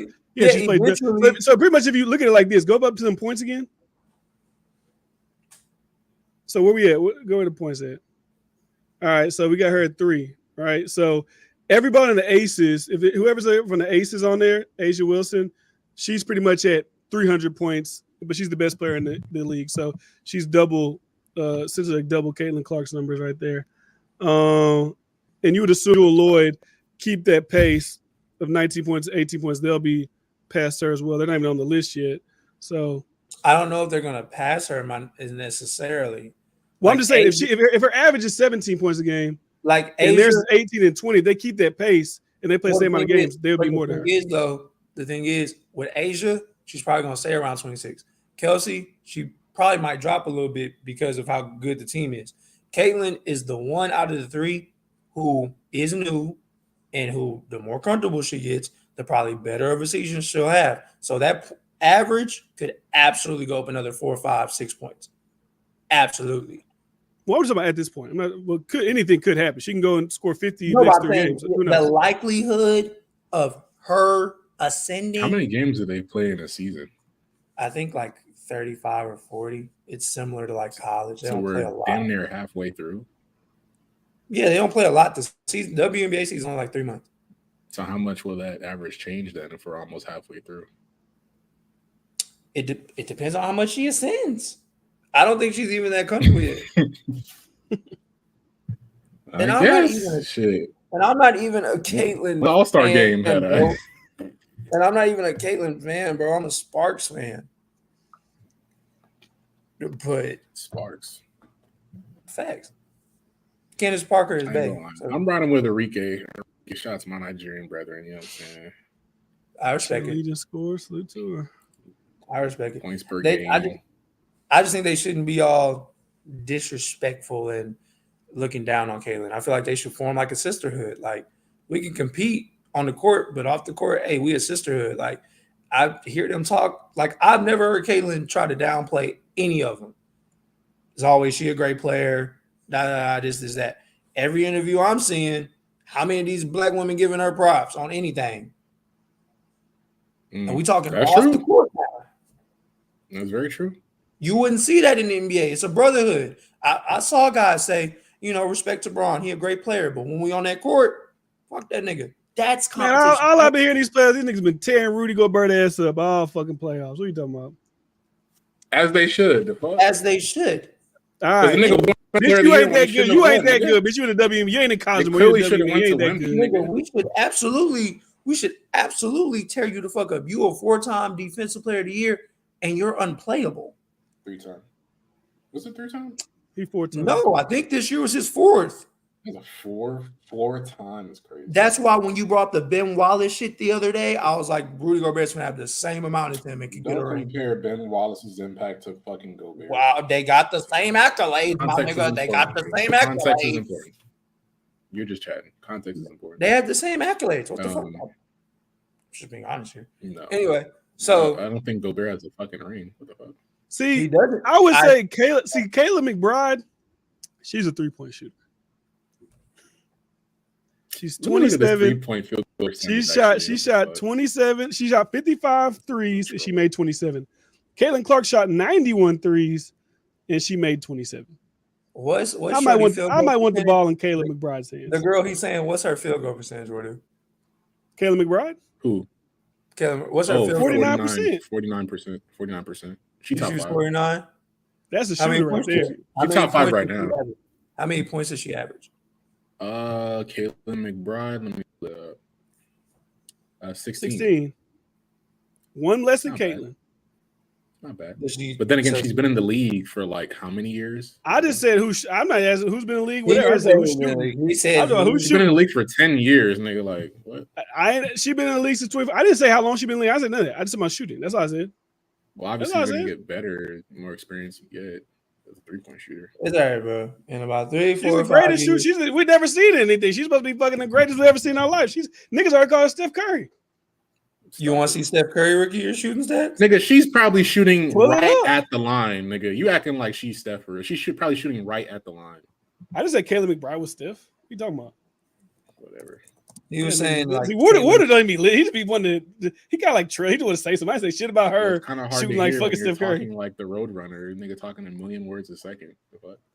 Well, Orlando keeping up, nigga. You need to keep up. I know in Alabama they talk a little slow nigga, and whatever. Down, nigga. Keep it up, buddy.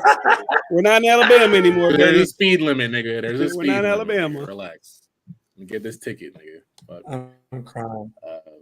He's gonna give me. Yeah, shout out to Caitlin Clark. Shout out to all the white people out there too. Like Caitlin Clark is going to grow and be a WNBA great. Do I think she's going to be the GOAT? Can she live up to this hype that's been brought to her? I don't know about that, but it shouldn't fucking matter because that hype is generating a lot of great things for the league. We're going to get new WNBA teams, expansion off of not just her, but mainly her. Because again, black people, we the minority. So it's just how shit go. Just how shit go. Hey, 20, 25 years from now, maybe. But let's keep what we have, though. We have the culture. White people we have the culture. That's good enough. Like Steph Curry's rookie year, bro only averaged up 17.5. He averaged the same as Caleb, 17.5. Yeah, but when Steph Curry came in the league, he wasn't Steph Curry. Really? Nigga wasn't saying he's going to be the greatest. He's whatever the fuck. He became that. That's like you have to compare Caitlin Clark to the people you have to compare to like LeBron. So since she's not compared to Wemby, like that's the type of generational talent that they're putting on her pedestal.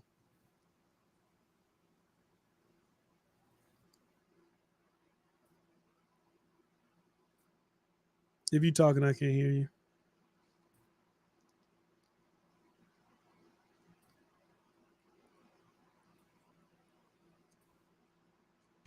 Damn, I thought my connection was trash. I don't know. He moving like slow fucking motion.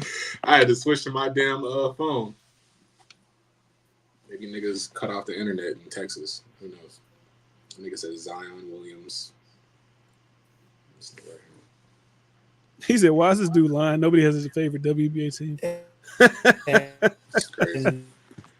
And what? She's already a top 10 player in the league right now. Can you hear this nigga? No. Yeah, I can't hear this nigga. Damn, your lag is crazy. Let me drop Lander real quick until he gets his shit right. What else did I heard what he said. He said she's a top 10 player in the WNBA right now. I don't even think people consider her a top 10 player right now. Even that's not really saying much. But I still don't think people would say that she's a top 10 player. I think it's the turnovers that. I don't think Lando really watched WNBA. He tried to act like, oh yeah, I've been watching it for 15 years. Nigga, shut up. You've been watching fucking WNBA for 15. You know, a couple of players here and there. You would watch this shit 15 fucking years. I mean, if you see a rookie that's on a list that has the total points, you would assume that a person that doesn't watch would think that she's a top 10 player. But if you look at the turnovers, you look at her field goal percentage, you know, true shooting percentage, shit that actual hoopers look at, yeah, obviously she's not top 10. Because you'd have to say she's better than, you have to say she's, okay, so we say Breonna Stewart, we say Alyssa Thomas, we say obviously Asia Wilson. I mean, we just go to the top 10 that ESPN put out. The fuck did my shit crash again? What the fuck? I would say Enrique too. Enrique, Asia, Breonna Stewart. Breonna Stewart. Yeah, maybe. I don't know if she's necessarily better than Caitlin right now, but I mean, I guess. Breonna Stewart? She's playing better. She's playing better. No, I didn't deny that. I just said like circumstances different. Obviously, long term, I think Caitlyn will be better, but right now, at least. I can only name like 8 players better than Caitlyn Clark right now. Well, Asia's better. Enrique's better. Let me pull it up again. Let's see. If we're just going off right now, it's like at least 4 or 5 players I could say for sure are better. Angel isn't. But, you know. Well, fuck no, she's not. The second best player in this draft class is Cameron Brink. What is Cameron Brink averaging? Shit. Her points might not be the most like eye-popping, but her rebounding and her defense, them stats is eye-popping. She really like a lot of people say Angel Reese was supposed to be AD 2.0, but that's Cam all the way. That's Cam all the way. I could be biased. I'm a Sparks fan. 47 from the field, 37 from 3. How many attempts is she taking? 8 games played. I guess. Like 4. I mean, it's better than Angel, but not by a lot. Like I'd have to see her play. I have to see like her how impactful she is for her team compared on the to defensive end. That's where a lot of her impact is. Her defense is really like that. Her defense is really like that. Yeah, so this list came out in May. What's it right now? What's today? June. This came out May 14th or May 15th. Is the top 20 WNBA players right now. They got Asia, Brianna, Alyssa. They got Brittany Griner, number 4, but she's obviously out because she's got a fucked up toe. Jackie Young, Sabrina, Nafisa Collier, Chelsea Gray, Kelsey Plum, Elena Del Donna, Jonquel Jones, Jewel Lloyd, out. Anika Ogumike, Courtney Vandersloot, Satal Sabali, Aaliyah Boston, Erica Gumige, Ryan Howard, and then Caitlin Clark is at 19. I think she's top 10 player in the league, Brady. But that was like 2-3 weeks ago, though, right? That's not like current. Yeah. That's like 2-3 weeks ago. The Fever needs to get rid of the Fever needs to get rid of their damn coach. Their coach's ass.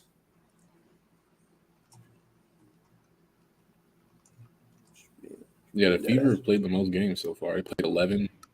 Next one that's played the second most is the Mercury played 10, I think. Phoenix and Mercury. It says they played 9. They're lucky. They played today. Phoenix is my title favorite. Phoenix and the Aces are my title favorites right now. Phoenix having a hell of a season right now. Mercury just got their ass spanked by the Storm today. They just more talented.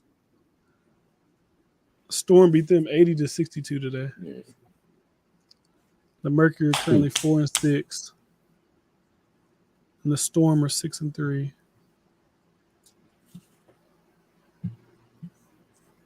You look up the WNBA. Oh, that's what you were talking about. Were you telling Drake to take like a year off or some shit? Is that what you were saying? Is that wrong? Nah, you better than me. I'd said he needs to take 3. Well, 3 is like he ain't got to be radio silent. He can go on a 3-year break, drop a scary. I don't mind that either, but like for him not to drop until he's like 40 is crazy. Sorry. I think that'd be great for him, actually. At that point, you got to completely switch up what you talk about because you're 40 now. Nigga, you should anyway. Yeah, you're right. It might be a good thing. Yeah. Like, nigga, take 3 years off. Just live. Hop on some features. Drop a single every now and then. Maybe a Scary Hours EP. Don't drop a major project. Don't tour. No.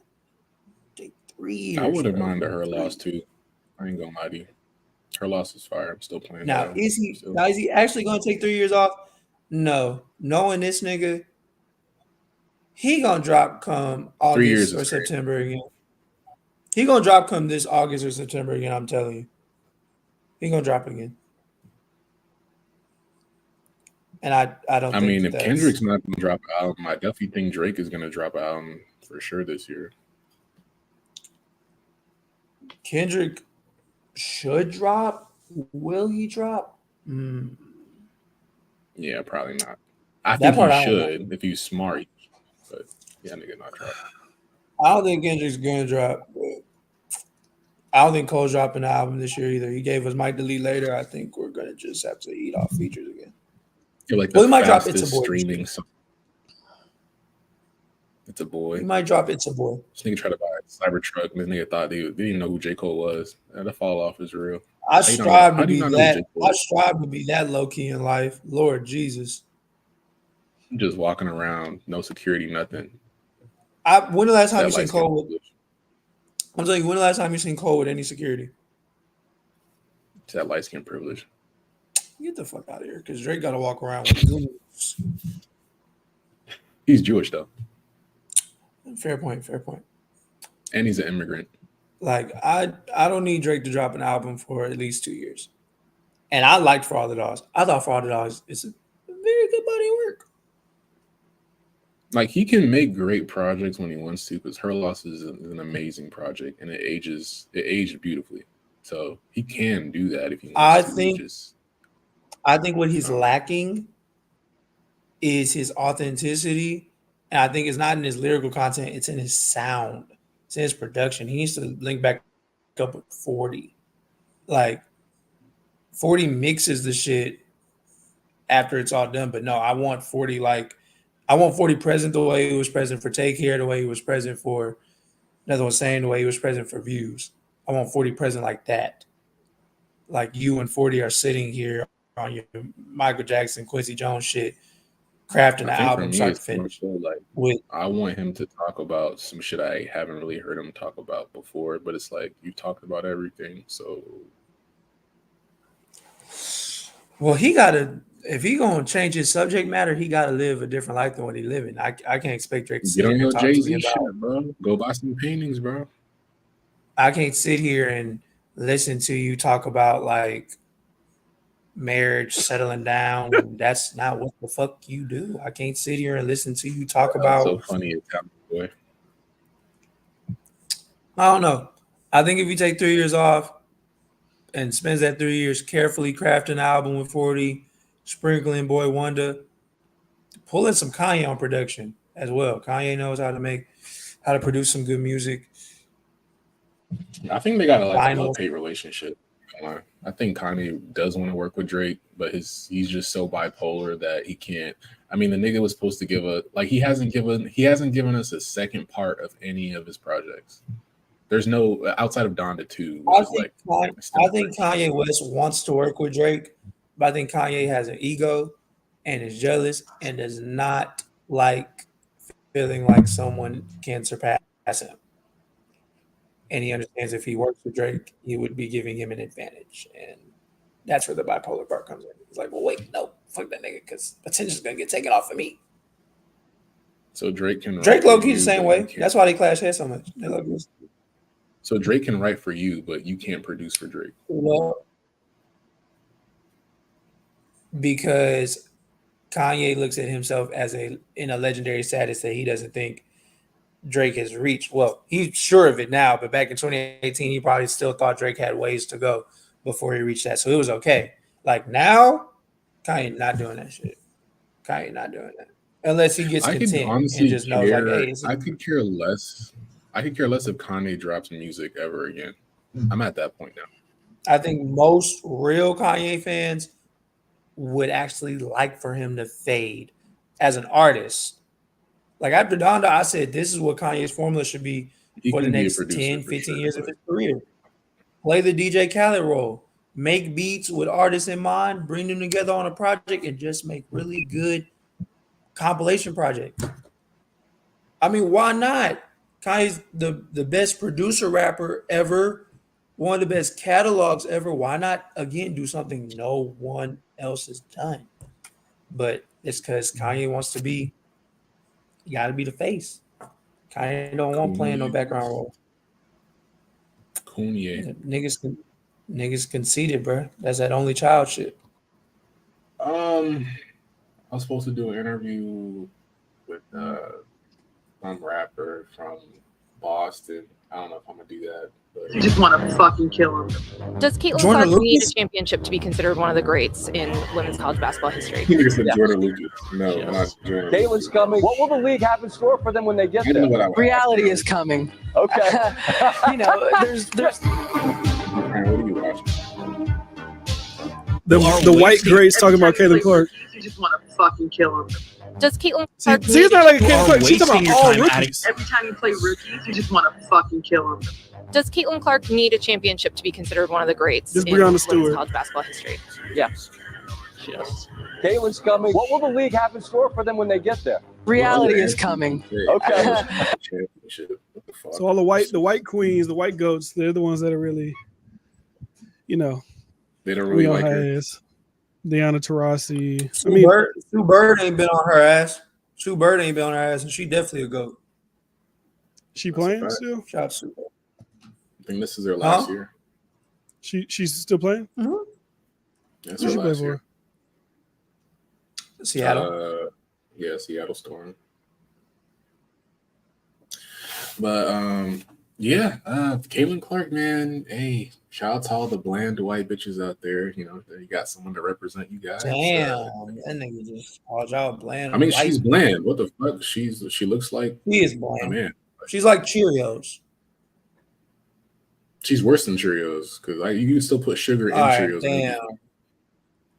Yeah, she's like. No, you don't put sugar in them. No, regular Cheerios. You don't put sugar in regular Cheerios. I'm saying that's not honey. Pause, but not honey nut Cheerios. The regular Cheerios. No, I'm saying if you don't put sugar in regular Cheerios, that's Caitlin Clark. Just like regular Cheerios. Oh yeah. No. She's like Kix cereal. Oh my god, now that's kind of crazy. You could give her Cheerios, nigga.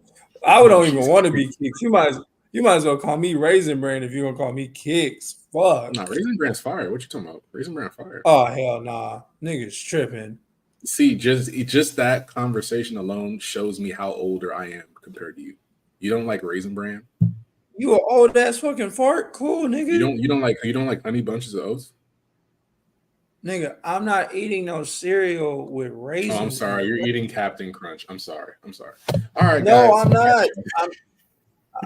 I'm not. I'm eating Honey Nut Cheerios, nigga.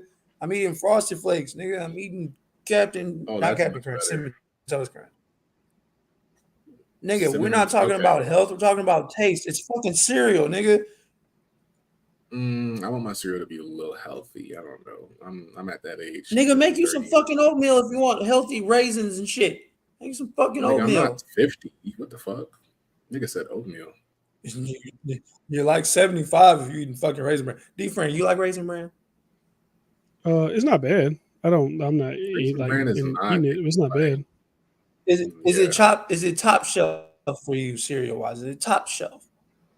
No, I wouldn't be like the top shit. Nigga, Raisin Bran is like the cereal that be in like the hotel lobbies, bro. Like it's obviously not top shelf, but it's still good enough to be in the hotel lobbies as an option. It's not fucking Kix. Maybe at the fucking. You eat Kix? No, I don't eat Kix. That's what I'm saying. I'm using it in a negative. I'm saying Lando eats Kix. What cereal do you? Fuck no. Frosted Flakes. What cereal you eat? Okay, you said Frosted Flakes. See, I can get down with that. See, Frosted Flakes. What would be second, D-Friend? I was eating Frosted Flakes when I was in 9th grade. Y'all niggas are children. We're children because we like Frosted. Second best cereal. I don't know. I'd be putting like bananas and strawberries in my Frosted Flakes if I do eat it. Oh man, dude, good for you, bro. Actually, I used to put yogurt too. I used to put fucking Go-Gurt in my shit. Pause. This nigga do not need to eat no cereal. They need to arrest your ass for that type of shit, nigga. What the fuck? I was mostly like a waffle guy when I was in middle school, but yeah. This nigga is a sag, bro. What the fuck is wrong with him? Nigga put Go-Gurt. Waffles is Sag exclusive. I didn't know that. But I know damn well you mix two dairies. You mix 2 dairies in your fucking breakfast. Oh yeah, you was farting like a bitch. And fuck Not really. that, dog. Can't do it. Not really. Can't do it. But I don't even eat cereal for breakfast. For real, I'm a pancake ass nigga. You do like a pancake ass nigga. I'm gonna be interviewing Coi Leray next week. No, I'm just playing. We'll be back next week. We'll be talking about Benzino. We're having a therapy session with Benzino. No, I'm sorry. I don't know when I'll go live next, but hopefully something. I'm predicting something very tragic happening in June. Not going to say what, but I think something very bad is going to happen this month. I don't mean to be that guy, but I'm going to be that guy. I think something very bad is going to happen this month. What that is, I'll let you guys be the judge. I'll let you guys guess. But it's going to be on TMZ. What a grand prediction. Yeah, what a nice prediction, Wardo. That really, yeah, man. And it's going to be, I'm not gonna sit here and say I'm a fortune teller. Like what's that girl's name? That's not, something bad happens every month, so it's not like that's like a hard thing to. No, this TMZ is gonna report it. Like, what bad happened in May? Did he fucking beating the shit out of Cassie? What bad happened in May? No, that's not bad. Okay.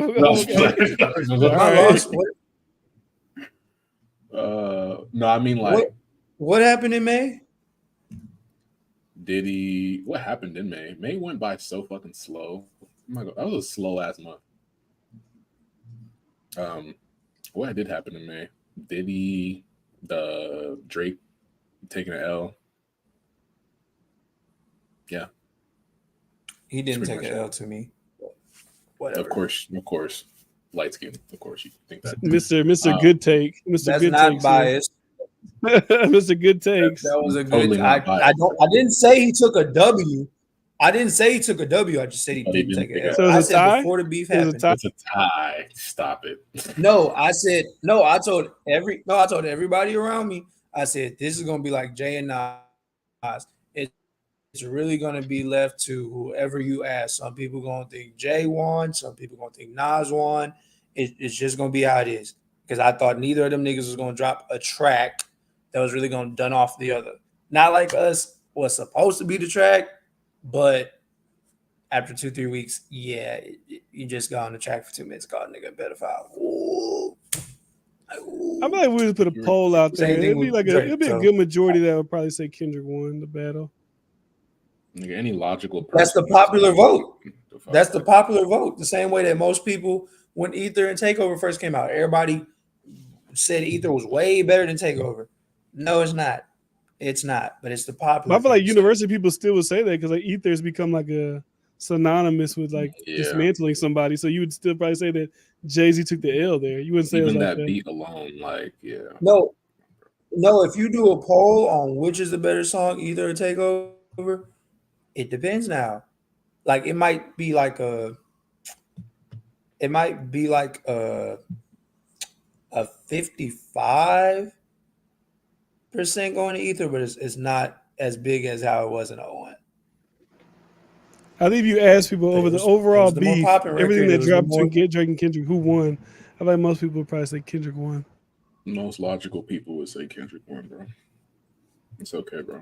Drake took it out. Okay, you're not logical. Take a year off. But if you say you're not logical, if your response is the Heart Part 6, you took a fucking L. Stop it.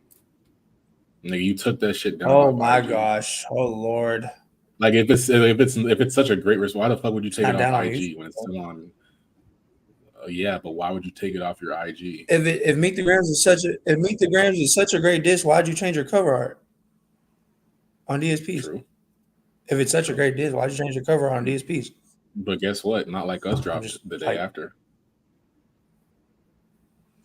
That was great. Cool. You called a nigga tough pedophile for 2 minutes on tough. That's tough, Lando. It's okay. Your light skin savior took an L. It's okay. You'll live. He's not my savior. He's not my savior. I'm objective. He is. I'm very objective. No, he's not. He's not. You want to feel like you're being influential represented, Lando. I understand, Lando. No. That's why you're a my J. Cole gosh. fan. That's why you hate Kendrick. We got donate. We got donate to the. I get it. I don't hate him. You hate Kendrick. I don't hate the nigga. I hate his fans. I don't hate him. I hate his fans. I don't hate him. Two things could be His true. fans are horrible. Well, I can't say that. I think fans are different.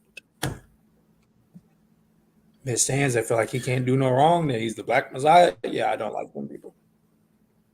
Alrighty, it's 1 a.m. I'm about to go to sleep because I'm pushing 30 and I need my sleep. Unfortunately, you know, unlike Lando, who doesn't need any sleep. Damn right. Talk all day long. He is literally an OVO owl. He can stay up all day. But we will be back. It just depends. And like I said, June, it's not going to be a good month. I'll tell you that right now. Shout out to Trump. Shout out to Uncle Trump, too. Hopefully he wins November 5th. That fucking raisin, bro. We know you pushing 30.